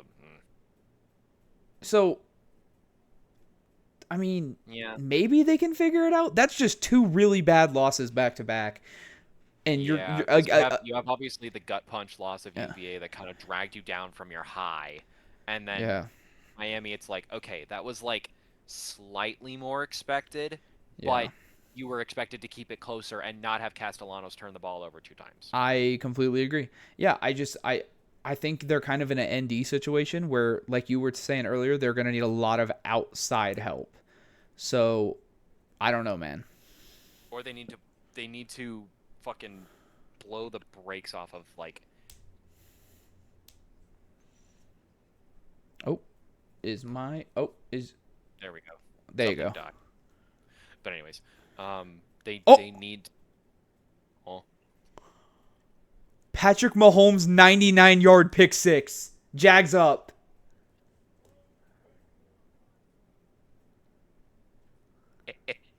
So I don't even care. That's fucking... Dude, that was fun. Devin Lloyd. Devin Lloyd 99-yard pick 6. Wow. Oh no, Patrick, what happened? No way. Patty, what happened? Wait, actually, this is so goated because I need Xavier Worthy for 40 yards. That actually might have just saved my fucking lay. Yeah, I need Xavier for more yards because I need 5 more points to win. Are you talking in ESPN minus? That league? No. Oh. Or yes. Because why lie? No, sorry, I forgot for a second. I'm just stupid. Yeah, BTJ. I need 5 between BTJ and Xavier. Damn, so like... bro, you had Shaheed on that bench too. That's nasty work. I didn't know. Fucking tell me about it, man. Stupid as fuck. Hey, man. I'm also about to drop Kyler Murray's bitch ass because I'm done with him. Yeah, bro, he's shit. Anyway, we got more games to talk about. You kind of took the lead on this one, so yep. Let me see. What are we thinking? Pick your poison. I want to talk about the Big Ten clash, man. I really do. I really fucking do. Ten? I really do. You talk about Big Ten.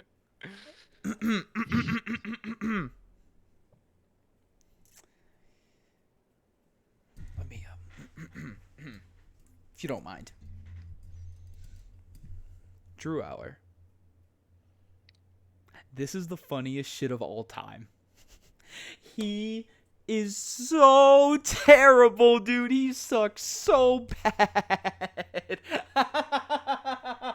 All hail Drew, Allah Akbar. Oh my dude.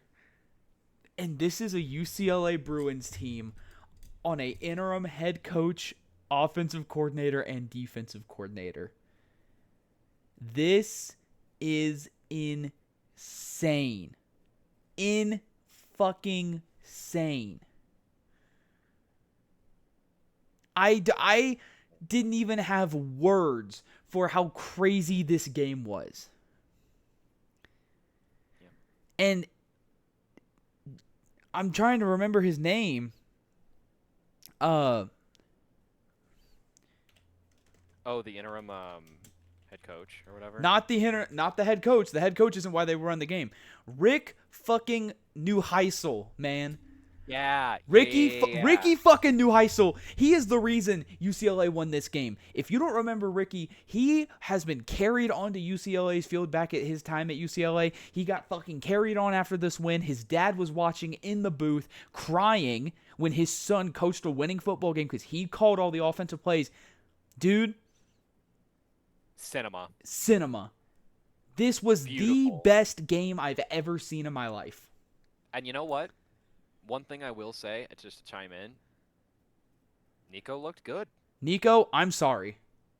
I'm sorry, bro. I will say it first. I'm sorry. I was not. Well, okay, I was familiar with your game. I thought it died. But I didn't. I thought you got taken out back and shot. Nico looked phenomenal. He was doing anything he wanted. Running all over the field. I mean, he had his way, which, by the way, speaking of which, hey, Jim Knowles, how does it fucking feel? You bum. Question. Wait, hold on. Maybe it wasn't the coaching all along. Maybe it was just Ryan Day and his scheme. Maybe it was. Do we want to have that conversation? Well, then we're putting him in GOAT status. So because Jim Knowles got paid the highest ever of a college DC to go to Penn State. Just to lose to a winless UCLA. Just to lose to a winless UCLA. Mind you, this was the team that was running it back. This is our year. Hey, you're not the Dallas Cowboys. Well, clearly they are. They're white they're white and blue, and they think every year is their year. Clearly, they are the Dallas Cowboys. And Drew Aller, I have but one thing for you. Fuck, you can't hear it on my. Yeah, I can't hear it. Damn it. Okay, well it's the Saddam Hussein bullshit. Yeah, I figured. Nick Singleton looked really bad. That's like Drew Aller. I expected to look bad. Nick Singleton, that was shocking to me. He has looked very inefficient this year compared to Katron Allen. I mean, you just look at their stats. Katron Allen has had 54 carries, 377 yards, 6 tutties. Nick Singleton, 63 carries, so mind you, 9 extra carries, 239 yards, so 140 less yards. How you be hitting that? So mind you. Yeah. I thought you'd be hitting that. So hold up. 9 extra carries, 140 less yards on 9 extra carries and 1 less tutty. Bum. Yeah. You trash. Worthy got another catch for 8 yards. Yes. I'm actively watching your fantasy. You need 0.3 points, Twin. Well, see, now that you did that, I hope you don't get it. Fuck you. I have two wide receiver ones. I will not hear it. I will. But anyways, so obviously the big ticket item though on this big ticket game is James Franklin. Yeah. Discount Keegan-Michael Key. Absolutely. Except I'd argue that James Franklin's job is more of a joke than Keenan-Michael Key's job. Yeah. You get what I was saying. Yeah. Comedian, haha, everyone laugh. I'm done. I mean, fuck, dude. So everyone's narrative going into this year was, oh, he can't win the big games. James Franklin can't win the big games. He can't beat OSU and Michigan. oh, he can't win big games in the Big Ten. And he said, oh, bet?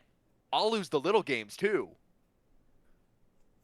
Like, I mean, if I was a Penn State fan, I would be dragging him by his bald ass head For sure. out to the dumpster out back, closing him up in there, Yeah. shipping him across the Atlantic, shipping him back across the Atlantic again because nobody in Europe's gonna want his bitch ass. And then tossing him into one of the deepest holes known to man. It's called your mother. I'm sorry. That was mean. Hey, That was yo. mean. I'm sorry. Good timing though. But yeah, man. Fuck. Penn State at 3-2, gone. Playoff hopes eradicated. I mean, you're unranked. This is the first time I think that's ever happened that the number 1 and number 2 preseason are unranked by week 6. Good. And I love it. And I love it. Is the realest shit I've ever heard. Any given Saturday, I don't even care if this makes our win against Penn State later in the year look worse. Mm-hmm. It is about the love of the fucking game. So true, King. And guess what? OSU's still gonna dog walk the Nittany Lions. I don't give a fuck. We're gonna pick Aller off 3 fucking times because he's a bum. Yep, that's true. Bum ass bitch. That's so real. Drew Allah. All right, Kansas City Chiefs on the Jacksonville 44 to start the fourth quarter. Down 7. Xavier Worthy rushing touchdown. No. Right now. Oh wait, maybe. Oh, offensive holding after a Pacheco run, so it'll be first and 20 to start the fourth quarter. I lied. Oh boy. Anyway, yeah. Fuck Penn State, they're frauds. Also, they're not gonna fire James Franklin because it would cost $46 million at the beginning of 2026. If they did it tomorrow, it's $52 million. Yeah, they are not going to fire him. This is true. But if I was a Penn State fan, I would want him fired yesterday. I feel like people have been wanting him fired for 3 years. It's not gonna happen. This is true. He has been consistently holding them back. Yeah, and it has been shown time and time again that James Franklin is the problem, but also Drew Aller is the problem because I don't know why. Okay, I don't know why the fuck. And we have been saying this all year, every time we've talked about Penn State. We do not know why the fuck people put so much stock in Drew Aller. Just because he's an experienced quarterback does not mean he's going to have his magic breakout year in his 5th year. But you don't understand. He's been there for 5 years. It's time to have a breakout year. That's how people think. That's how people think, man. You should have had your breakout. And people are stupid for thinking that way because he should have had his breakout year 2 years ago. Yeah. And he hasn't. Yeah, people see he is fucking mid. People see a couple mid-playoff games where nothing won you the game as a quarterback and just automatically assume that you're going to be Jesus. Like, whatever, man. Yeah. It's not... Admittedly, not my team. Admittedly, the same thing happened with Cade Klubnik, and I did buy into the hype initially, but then they played that first game against LSU, and I'm like, ooh. That's the thing. Yeah. Cade Klubnik showed flashes. Drew Aller didn't. He did have a 4,000 yard year last year, and I mean, Aller. What did Aller even do last year? I don't even remember how many yards he put up. Fuck if I know, dude. It was some trash fucking bullshit, I imagine. But exactly. Yeah, he only ever put up 300 yards a game against Kent State, USC, and that's it. And in fact, in all 3 of his playoff games, he didn't put up more than 175 yards. Mind you, that was against SMU, Boise State, and Notre Dame. Trash ass bum. Exactly. Like I still don't fucking understand why people would stock in it, but it doesn't matter. Whatever. We don't have to worry about that now. Yeah. And also, here's another thing. From preseason to now, Penn State was wrong to let go of Beau Pribula. I'll say it. Yeah. I think Beau Pribula has shown that he is better than Drew Aller right now. And we saw flashes of that last year. That's the thing. They just didn't let him play the fucking game. They only made him like this discount running back. Yeah, I don't. It's not my team, not my fucking problem. Yep, that's a James Franklin problem. So Penn State fans, you can have fun with that. There's someone at my grad school that graduated from Penn State, and I was talking to her one day because she knows I'm from Ohio State, and she was like, "You guys always beat us." I'm like, I know it's awesome. Yeah. Oh, incomplete negative 47-yard pass. What in the motherfuck? That's ESPN tweaking. Don't even worry about it. No, that's real tweaking, bruh. What the fuck? What the fuck? What the fuck? That's a negative. Anyway, Anyways, last game. Archibald. Archibalds. Brother, you're done. Pack it up. Fries in the bag. Whatever clowny ass saying you want to say, man. I just have to say. Boot up the shift at Wawa, Brother Bear. This guy sucks. He's never been good. And not only that, it's time to get the coach the fuck out of... I don't even remember dude's name. Steve Sarkisian. Sarkisian. It's time to get him the fuck out of Texas, because what you mean you rushing only 53 yards against Florida? Or get your fucking OC out of that bitch. No, dude, it's a coach problem. What's this? Also, what's this alleged best defense I heard? Fucking 457 yards. You're letting DJ Lagway only miss 7 passes and get 300 yards? Motherfucker, he got picked off 5 times 2 weeks ago. Lagway looked surgical in that bitch. Yeah, he's done. The guy that threw 5 picks in one game is dotting you the fuck up. What's up with that, huh? Maybe he got LASIK surgery like Jameis Winston. Yeah, like you have this experienced running back in Quintravion Wisner, who we know can be good. We've seen him be good in previous years. And he's held to 37 yards on 15 carries. That was Arch that ran. Or sorry, 11 carries. Yeah, even worse actually. 11 yards on 8 carries. Yeah. Like Archibalds is truly a discount running back. I don't give a shit. Also, his throwing form, the way he looks in the pocket, I mean, he looks fucking constipated at all times. He just looks uncomfortable, man. Yeah. And like this Texas team is horrid. The people who said that, oh, we're better off without Quinn Ewers. Oh, Quinn Ewers was the problem. Blah, blah, blah. Arch Manning is better than that bum. People saw Arch Manning carry a ball 20 yards on a 4th and 1 and thought that Quinn Ewers was the fucking problem. And I don't think that's talked about enough. People saw Quinn Ewers do quarterback things and Arch Manning do running back things, and they said Quinn Ewers was the problem. I'm sorry. You're just stupid.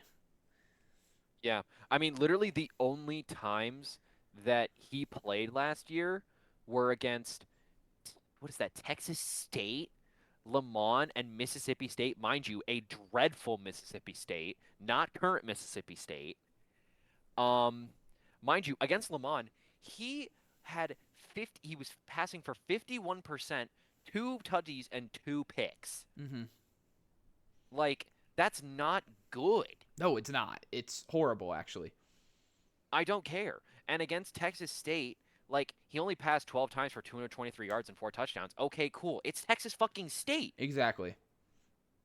Julian Sayin could have done that last year. I don't give a shit. Yeah.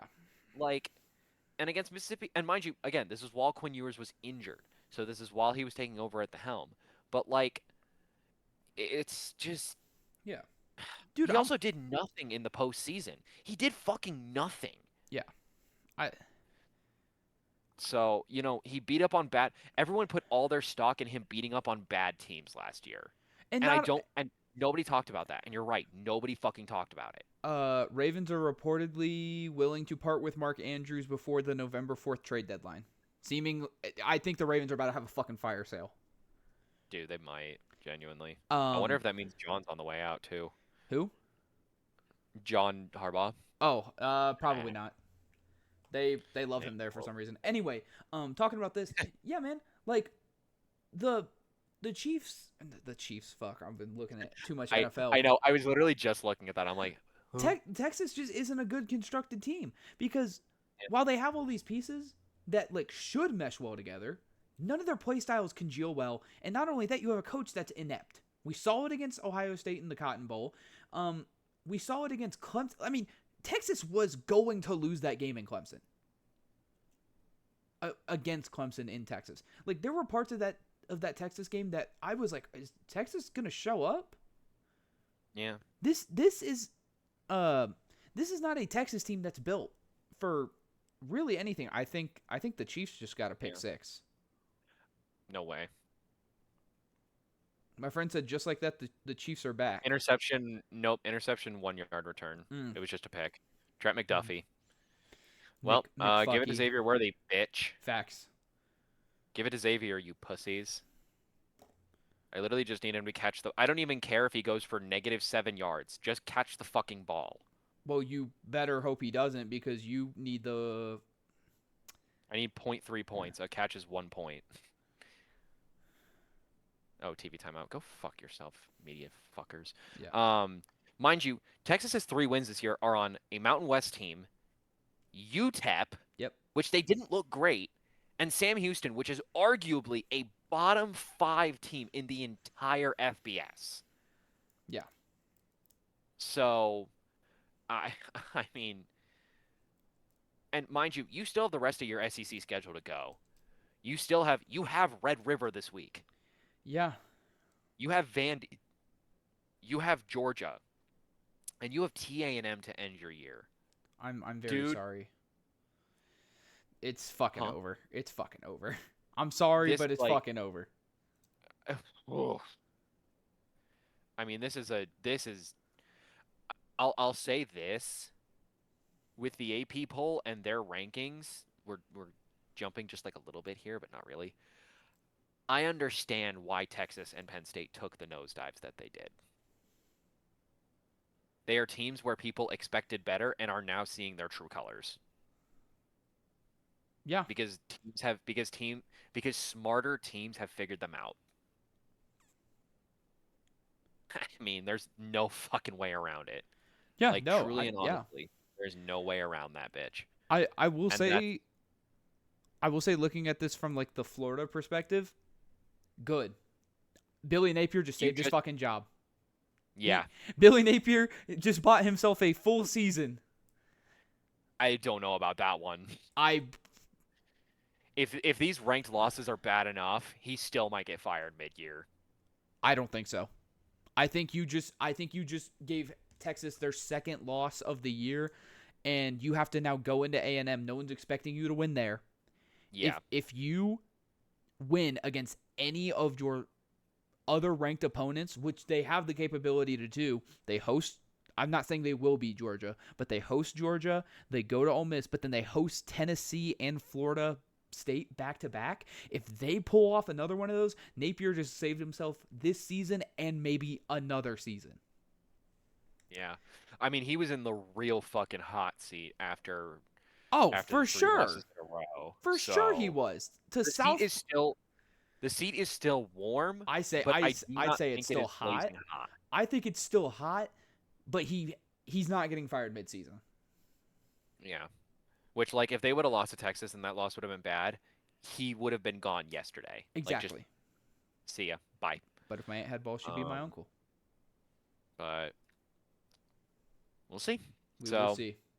We will see how the Gators continue on here, but I mean, they're going to be like scratching for bowl eligibility still. So yeah, it's not like this is like some dark horse come from behind team that'll be a god killer and blah blah blah and all this other crap. It's like, no, they're still scratching for bowl eligibility. Like this does not shake me in the way that, oh, Florida should be ranked right now, or we should be talking about a Florida top 25 case. Or hell no, a Kareem Hunt Fuck touchdown. No. It's getting down to the wire. Fat ass fucking Travis Kelce stealing my yards, you bitch. Whatever, just give it to BTJ, Trevor. I don't even give a fuck. Just one catch. Give it to you literally just need one.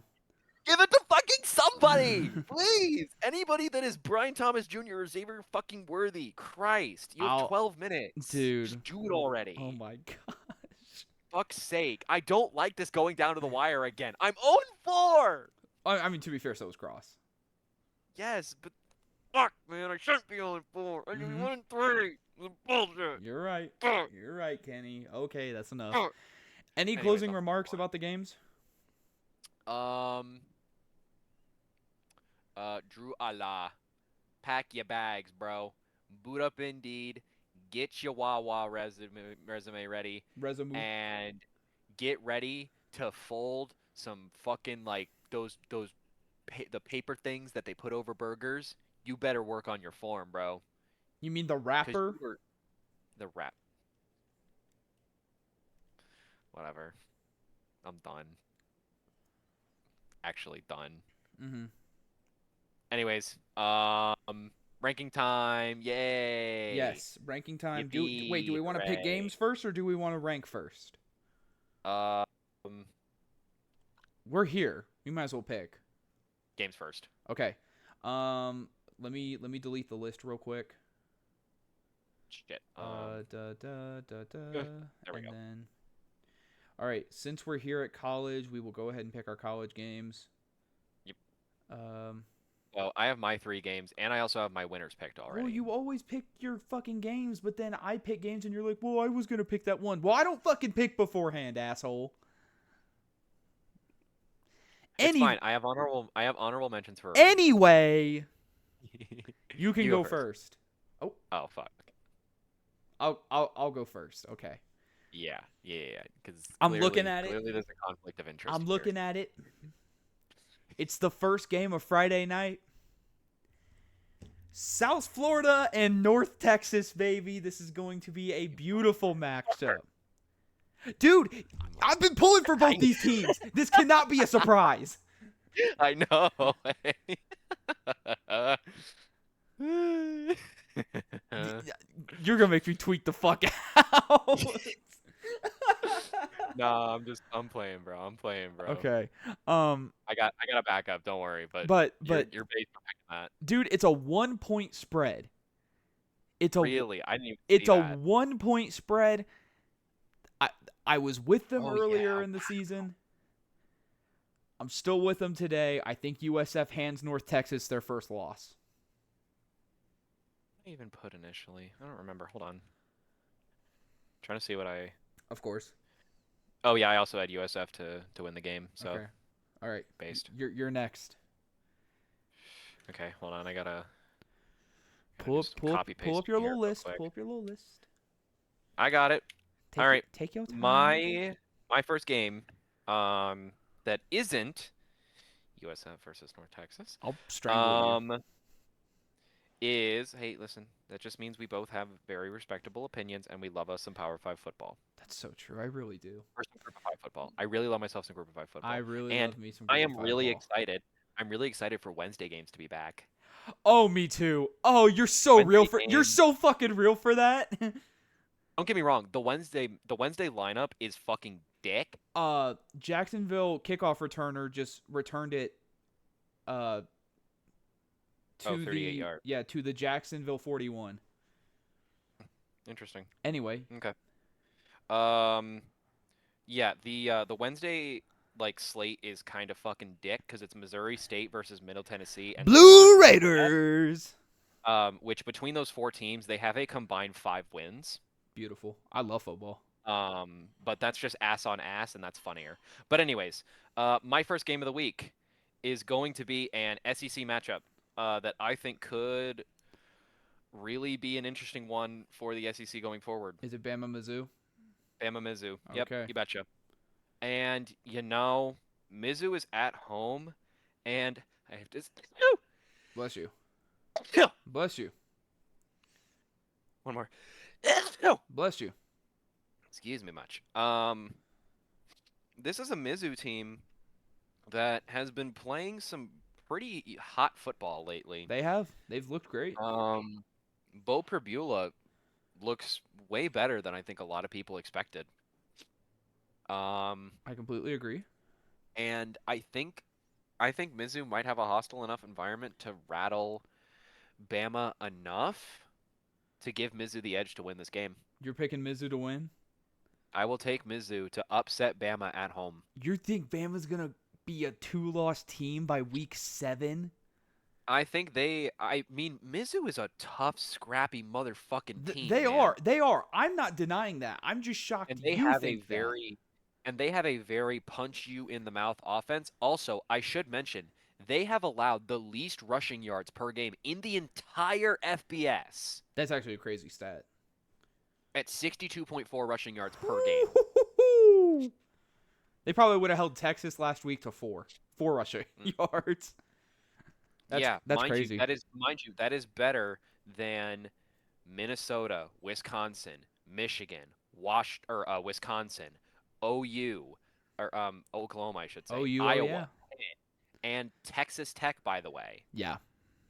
Like, I mean, literally best rush defense in the league, and also they have the third most rushing yards per game in the entire league. The only two teams above them are Florida State by 3.4 yards a game Mm-hmm. and Navy. Yeah, for sure. Army rushes less than Mizzou does. That's crazy. That's such a fucking stupid statistic. Yeah, and mind you, they are also seventh in points per game, 51st in passing yards per game, 11th in total touchdowns on the season, Mm-hmm. and they have only turned over the ball 0.8 times a game. They are averaging 6.8 yards per play. Nice. That is almost top 20 in the entire FBS. Yeah, no. Which, by the way, in second place for that spot is your Cincinnati Bearcats. Woo! All I'm at saying, 8.1 offensive yards per play. all I'm But saying anyways, is, dude, I also like the Mizzou pick. I'm just shocked you're doing it. Is all I'm saying. That's all. I don't know. Ball. I'll say this. Ball don't fucking lie, It don't. and stats don't fucking lie. Most They of the time. depends on who's doing Any the given stats. Saturday. Any given Saturday. Depends on But who's running the mind numbers. mind you, these numbers are not number one bullshit. So true. And this is not a real advertisement. I promise. I really just do like their platform. So true. I really do like their platform. He ain't sucking they weenie or nothing. Yeah, I mean, I'm seeing like top 10, top 15 defensive numbers here too. Like, oh damn. Like they're top 10 in pass yards per game Mm-hmm. as well. 15th in points or They 16th in points per game. So, I mean, they're a very well-rounded team. So, but anyways, sorry. I take Mizzou. Okay. All right. Anyways, all right. Your game number 2. My game number 2. While you were going on your monologue, I was looking at a couple. It's hard not to. You know what? I'm actually just buying you time. It's hard not to take this one. And I normally don't take ranked matchups, but I have to take this one. Indiana, Oregon, man. I feel like this is going to be such a demon ball game. I really do. I told you that was my game of the week. Yeah. I figured. All right, I won't take it. You can take the rank game. No. You got it. I promise. I got it. And as much as I love Indiana, as much as I think Cignetti's doing a fantastic job there, the Ducks are gonna duck, and Oregon's gonna take it. Mind you, it's at Autzen. I should remind you. It is at Autzen, and that's the part that makes it even. The spread's only 8, man, and that's crazy. If Indiana covers, I'll be astonished. Do I think they'll cover? No. Jags settle for a field goal. Fuckers. Did you pass it? Did they pass it to BTJ even fucking once? They did, and he got an incompletion. If you lose because of that, I will be fucking done. The Chiefs are about to drive, bro. Worthy's got to see one ball.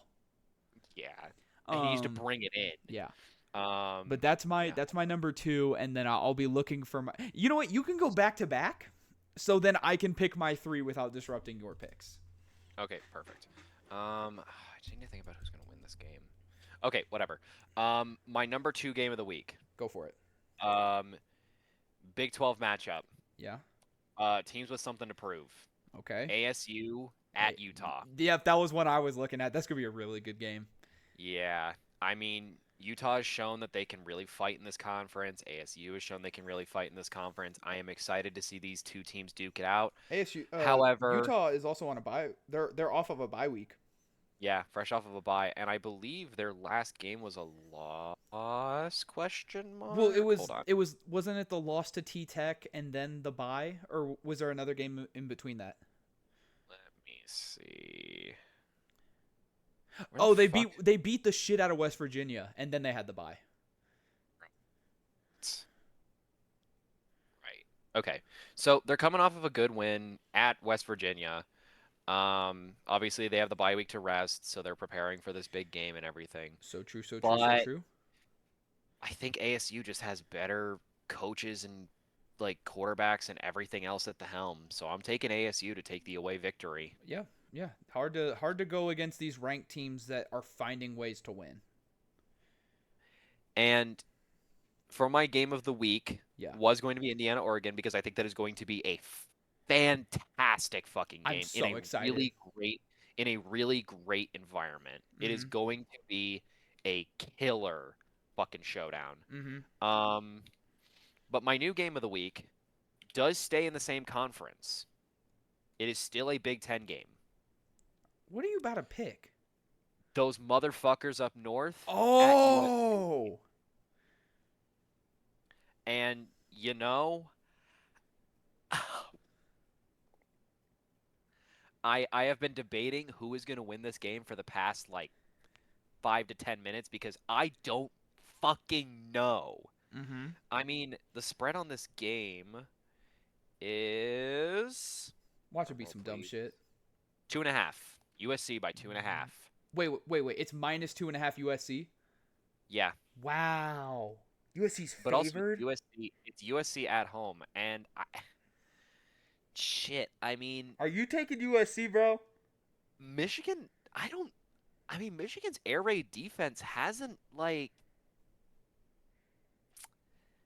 I mean, we all know how good it was last year Yeah.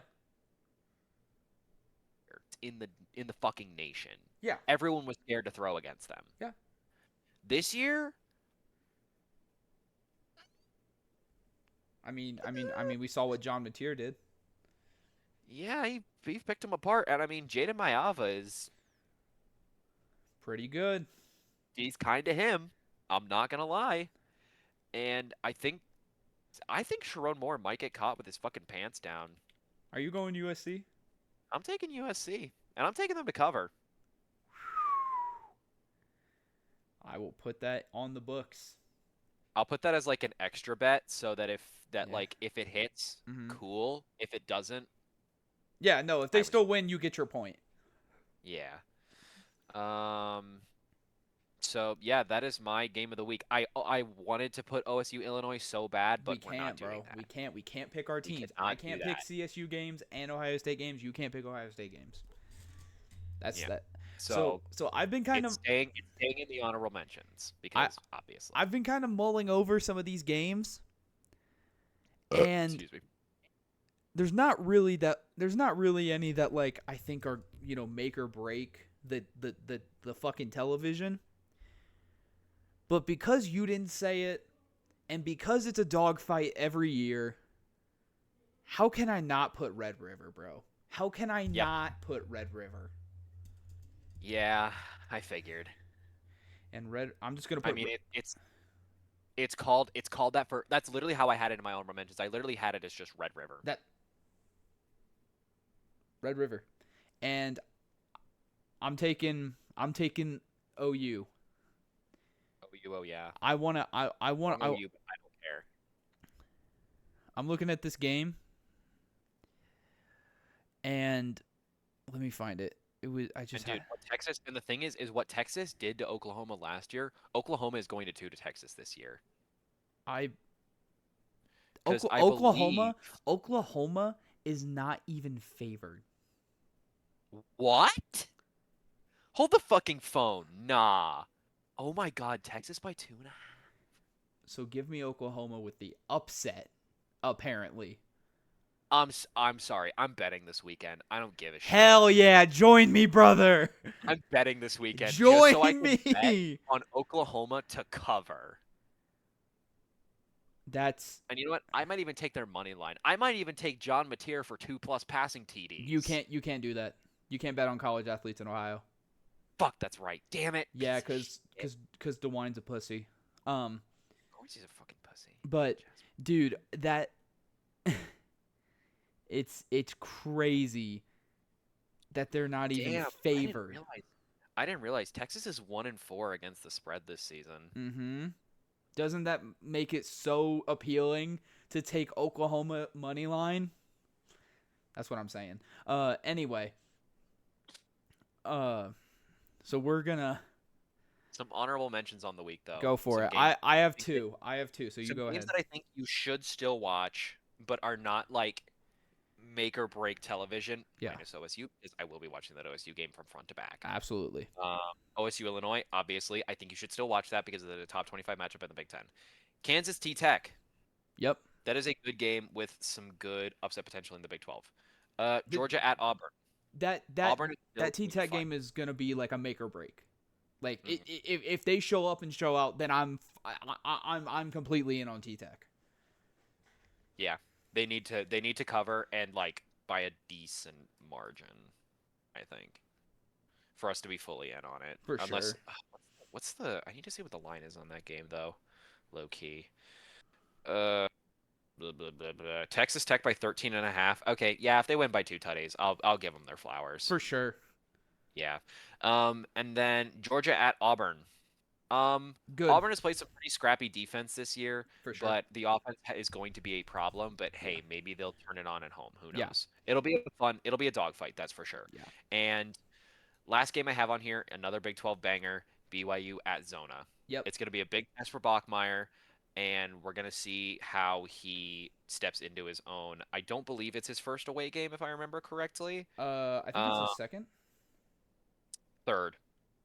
Okay. But also the 2 away games were ECU and Colorado, which like I mean Colorado's loud. Yeah, but at the same time it's a pretty somewhat abysmal Colorado team, so. True. So this will be your first big road test of the year. You got to see how he performs, and you got to see how the Big 12 narrative shakes out with that. For sure. For sure. Absolutely. Those are my honorable mentions. I have a couple more that you didn't mention. One game that I will be looking at specifically is South Carolina LSU. LSU is really looking to fucking get back in it. South Carolina is trying to find any life given the Lenora Sellers up and down injury. So that's a game I'm going to be looking at. I'm also going to be looking at I just had it. We touched on it earlier, NC State and Notre Dame, because I'm looking to see if Notre Dame can actually do something worth fucking mentioning. And then the last one I was looking at, again, another game we talked about earlier, Cincinnati UCF, man. I want to see Sorsby throw on this UCF team so bad. Yeah, I think them covering is so I would really like to see. I think Cincinnati's favored by 10.5. I'd like to see him win by 2 touchdowns.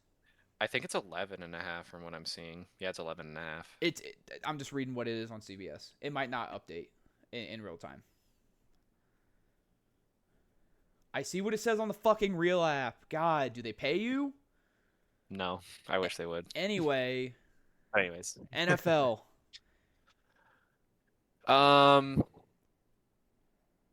You first. Me first.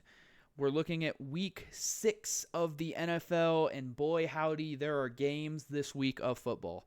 There are football happening. And the one that caught my eye immediately that I'm not picking is Detroit KC.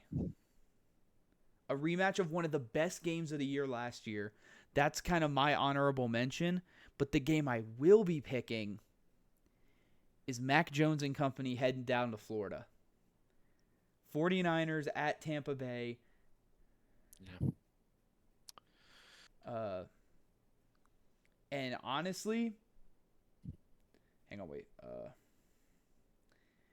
I don't think there's a team now.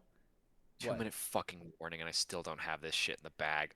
Dude, you just need it to go to overtime. You just need it to go to OT. Yeah, that's true. I'm Chiefs, don't be fucking heroes, please. I'll be Well, done. actually, if you do that and they score a touchdown, then the Jags are going to be looking to throw.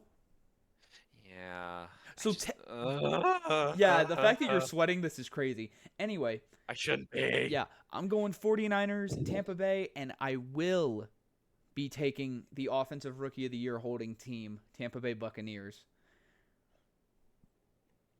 My honorable mention for this week, unless you pick it, is Detroit KC. No, you're not? Okay, so if you are going to pick that game, that's fine.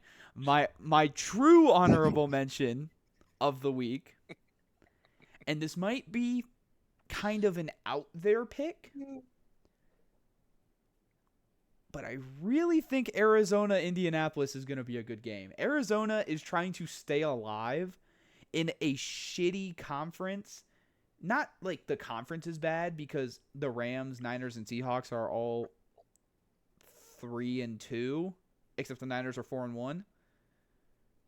And Arizona's just trying to find life. But I also think Indiana is still trying to find an identity, because every week something changes. So I think that's going to be a good game to watch. So I'm going to assume you're going to pick Detroit, KC? Yep. I already had it picked out. So when you said honorable mention, I'm like, okay, I can breathe a sigh of relief. Albeit you motherfucker, but not really, because it makes sense. Like you said, one of the best games of the year last year. I mean, it's in Arrowhead, so who are you taking? Look, I love the Lions, but like, man, these motherfuckers are fucking inevitable, man. Yeah, it happens every single time. You hear the and that stadium is fucked up to play in. Yeah. I don't care who the hell you are. Yeah. So, as much as it fucking pains me, I think the Chiefs are going to beat the Lions. Okay. I'm actually going to change my honorable mention pick to Seattle-Jacksonville. Given how Seattle's played right now against KC, I think that's going to be a good game. I changed my pick. No, don't give it to fucking Marquise Brown, you... Oh, video review. Thank fuck. Do you have a honorable mention for this one? There's two games that I was also going to pick. No, actually, I have no honorable mentions for the NFL this week. Not even Buffalo, Atlanta? Maybe. Bijan scoring a million trillion points on that defense? That would be pretty cool. Anyway, let's... Yeah, I don't know. You kind of covered all the good games that I'd actually give like even two shakes of a shit about. That means it's ranking time. Oh boy, it's our favorite time of the week. Okay, I am zoomed in all the fucking way. Yep, me too. All right, who wants to go first? You got it, because I went first last time. Okay. I'm keeping it to a minimum this time. Yes. I promise. The ruling on the field was upheld. The call stands. Fuck me. You need a jet sweep so bad, dude. Bro, seriously, I will be so fucking done. Ohio State's still the #1 team. It's not hard to say or even justify at this point. Watch some fucking football, you'd see that. I switched Oregon and UM again. Oregon didn't play. And Miami went onto the road in probably a top 5 hostile environment and won. And I moved them up because the box score said it was a 6-point win. Miami stopped trying. That's why it was a 6-point win. So, yeah, it was a 25-point win realistically. Exactly. And then I have Ole Miss and A&M not moving. I think those are still the two best SEC teams right now as it stands. Ole Miss not playing this week and A&M getting the win over Mississippi State, which I wanted to switch A&M and Ole Miss, but I think Ole Miss is just with Chambliss at quarterback, bro. They're just so good.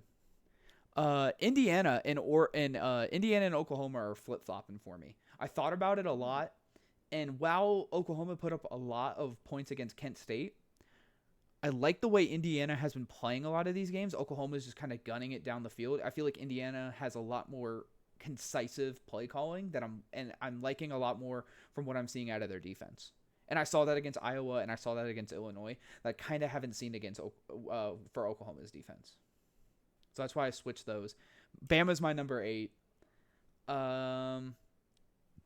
They beat Vandy convincingly at home. Good for them.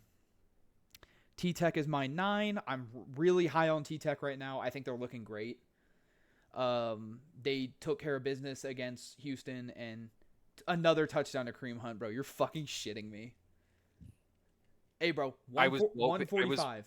145. There's time. Fine. There's so much time. Fine. Georgia is my number 10. I thought Kentucky was going to cover. Georgia proved me wrong entirely. And then I moved up LSU 2 spots just because there's 2 teams that are not in the top 10 anymore. LSU's going to move up 2 spots. Same with Tennessee. I really like how Michigan played this week. I really, really do. Bryce Underwood impressed me entirely. They move up to my 13. Georgia Tech moves up to my 14. I still have a couple questions about them, though, given the Wake Forest victory. Mizzou is my 15. I probably could switch GT and Mizzou, but those are 2 teams I kind of have the same opinion on. Illinois is my 16. I'm really high on Illinois right now. They did really well against Purdue. Granted, they gave up some points, but I think that's because we're kind of underestimating Purdue right now. Like, we talk about it. The media doesn't talk about it. You know what I'm saying? ND is my 17. I really, like you said, this should have been a 40-point win. That's why they're not higher. And they're still a 2-loss team. So I can't really put them over these 1-loss teams right now. I'm going to have to see great play out of them. BYU is my number 18. Again, really like how they handled West Virginia. This freshman quarterback is unstoppable right now. ASU being my 19. Again, these Big 12 teams are just finding ways to win, and ASU being an opportunistic variable right now, just because a lot of teams lost, they got to catapult up. Vandy is only 20 on my list. I only moved them down 4 spots because, like we talked about, Bama won. It was probably 3 plays in that game that separated a Vandy win.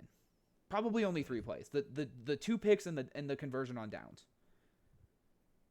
And I think those, along with the crowd, were the biggest momentum shavers. And I think without that, Vandy... Oh, Jags get ball on the 40. Wow, that's really good. Yeah, because they got the kick out of bounds. Yeah, the kick out of bounds. I think Vandy is I think we were onto something. With Vandy is better than that box score indicates. My 21, some newcomers. 21. The Wagon. The Memphis Tigers are my 21st ranked team. Dude, I'm so high on Memphis right now. They have looked like a complete football team in the American this entire season. I'm so high on them. Following up with them is Virginia.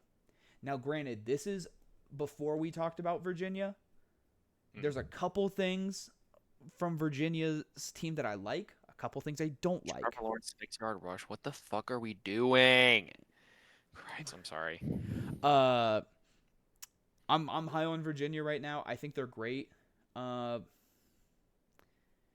Cincinnati. I rank them at 23. They have looked unstoppable recently, man. This Cincinnati team is rolling.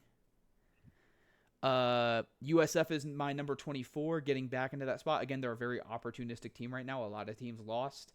They've been on the fringe. They're just kind of moving up after blowing Charlotte's back out. And then I have Nebraska, an entire newcomer in at my 25. How they played against Michigan State, how they played against Michigan earlier, I've been really impressed with them, man. Yeah. I think they're building something over there. USC is my 26 for my first out. They didn't play, so I can't really judge them. And given that Nebraska played well, I was impressed. Iowa State, they were my 14. They're now my 27. I don't care if they weren't favored. You were ranked 14. You went into Cincinnati territory, a team where you probably should have beat them by 10, even though the books didn't say it. You're supposed to be the 14th ranked team. You didn't show up. Not until Brian Thomas Jr. catch. Oh my God! Please. But hold on, shut up. 33-yard catch. That's it. Did you just win? My first one of the year. Fucking finally. All right, can you quit being a fucking grouch now? Yeah, I'm good. God, I was just fucking stressed, dickhead. bro. I'm just stressed. All right. Fuck. I don't know why that says Utah -9 there. That should be Utah -1. FSU is my 28. They were my 20 last week. Losing to Miami though, that at home, you had the momentum until they stopped trying, you know? And then Utah's my 29 just because I can't put FSU under Utah. I think FSU has shown more, even though Utah has the better record. And 30 is North Texas. I'm really high on these on these group of 5 schools, man. I just really am. De'Ami Brown catch? Hold on. If De'Ami Brown can get one more catch, then my fucking parlay hits. Can get what? I need De'Ami Brown got one catch. Yards. Yeah, I need one more catch out of him. Just a catch. Yeah. That's his first reception of the game, though. I know. Just back to back, bro. Incomplete 10-yard pass to De'Ami. Oh, no. You're trolling. No You're trolling. Yeah, I'm not kidding. They threw it to him twice in a row. And it was a drop 10-yard pass. You're joking. No. There's 44 seconds left in the game. Nah.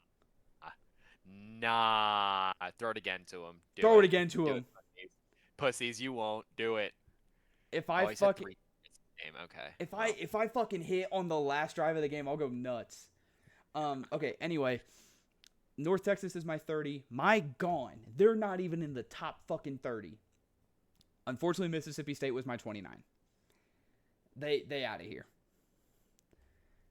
And then the 2 biggest losers of the week. Texas and Penn State. They are gone from my rankings entirely.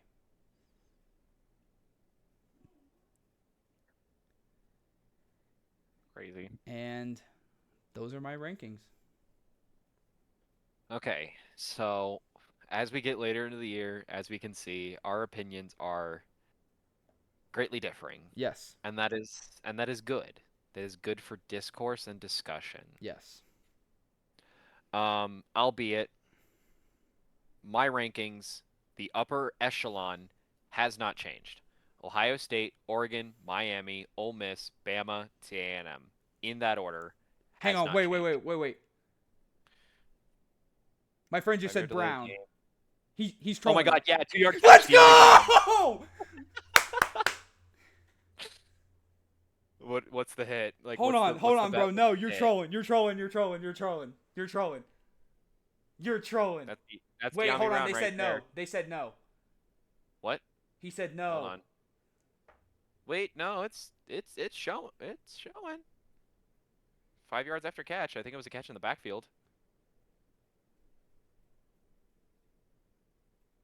No, that looks like it. No way. Is it standing or? No, they said Travis Etienne only has 49 yards. I need him for 50. Oh. No, Etienne has 58. It says he has 49 on fantasy. Oh, wait, he has 49 rushing yards. Yeah. You need a 1-yard Travis Etienne rush. Which, with 37 seconds left, is not happening. Oh, and Trevor Lawrence just threw an incompletion on 3rd and... Wait, what? I thought I fucking hit. No way. Oh my god, Trevor Lawrence just got picked off. That's game.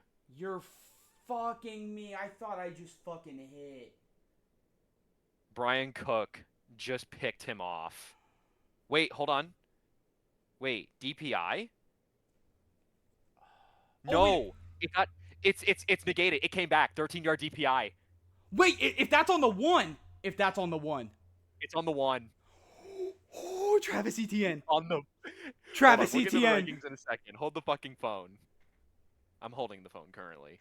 Yeah, oh my god, wow. That's a 1st and 1. That's 1st and goal. You're trolling. 13-yard pass interference by fucking Shamari Connor. No way. Dude. No. QB sneak. T-Law. QB 1-yard TD run. Wait, hold on. Penalty. Pause. Pause. This might not be over. There's a penalty on the play. Oh, defensive. Wait, defensive holding. They're gonna Fuck is that even? Oh, yeah. Nope. negate. Yep, that is still a TD. Bro, oh my Fuck. god! You're trolling! No. No. I needed Travis Etienne for 50. I thought he had it. He's got 49? I wish I was joking. Dude. Wait, but I wonder if they're gonna go for 2? Nope, they're going for 3. It doesn't count either way. It doesn't count on. Well, I mean, Kansas City has 23 seconds. I need a field goal. Kansas City has 23 seconds. Okay, let's get through this fucking ranking and we can bitch about this in a second. OSU, Oregon, Miami, Ole Miss, Bama, TA&M stays the same.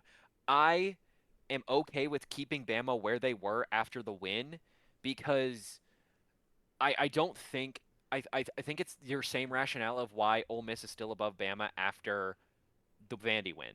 Mm-hmm. I don't think they did enough to vault Ole Miss, and that's fine. Yeah. I think it's because I kind of put a lot of stock in Bama last week.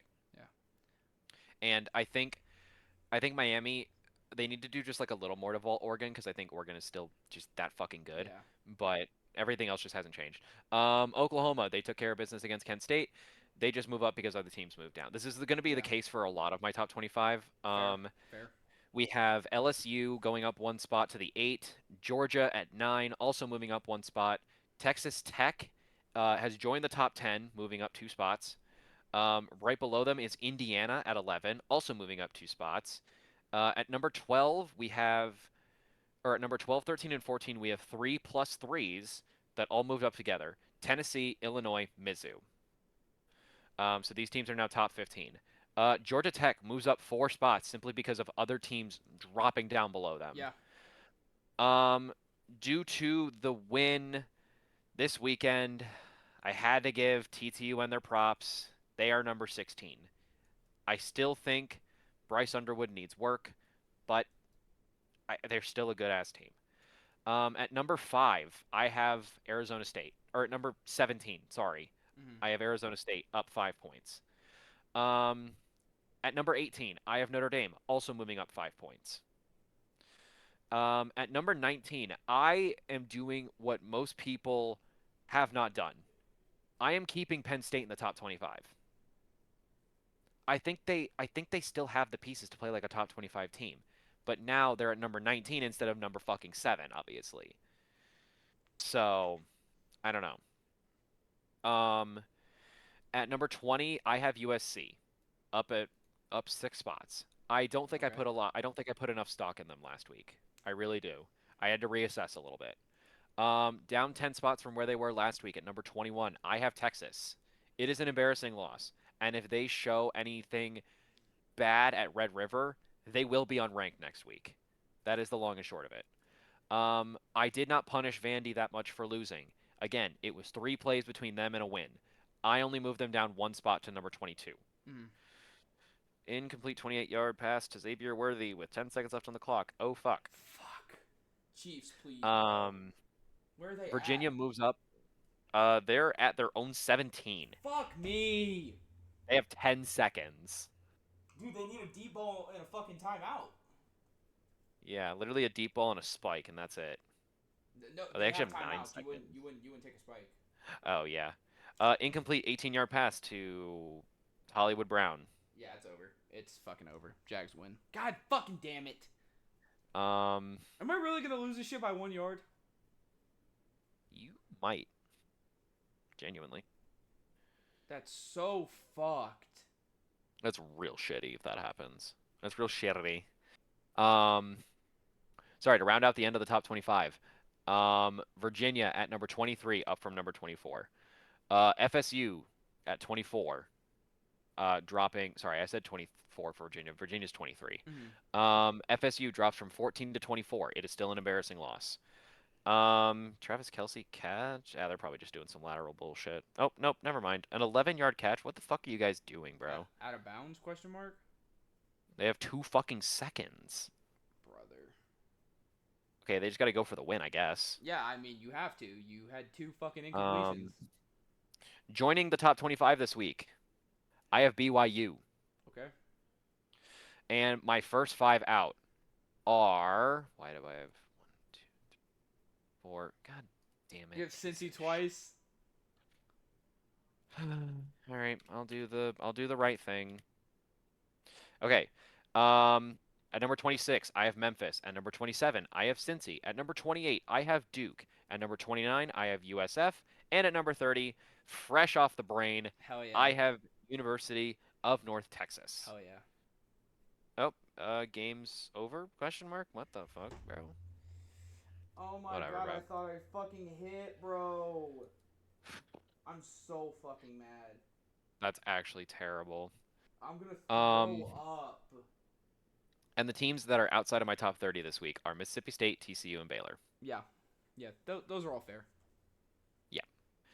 So I decided not to punish Penn State, Texas, and FSU as hard as some other people did because I still have seen what they can do against better teams.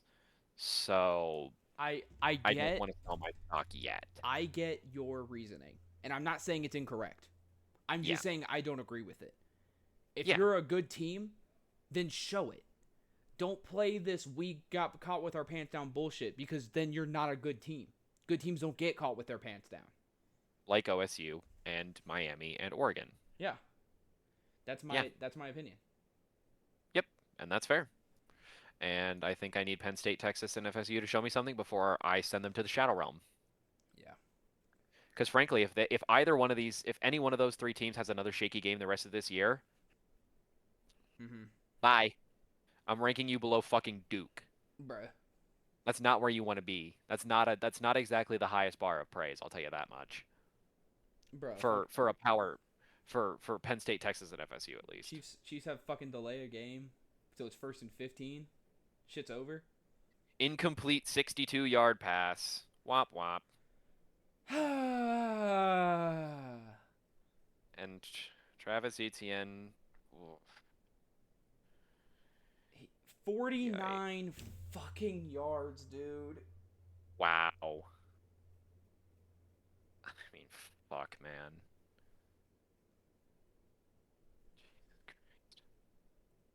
For fucking reference, the last 4 games of the season, he's had 143, 71, 56, and 124. And I needed him for 50. Yep. Bro. Yep. I'm so beyond mad. Yeah. Oh my god. And the fact that De'Ami Brown, like, I didn't think the bet was gonna hit. I thought De'Ami Brown didn't fucking get his catches. Oh my god. You want to know what sold you?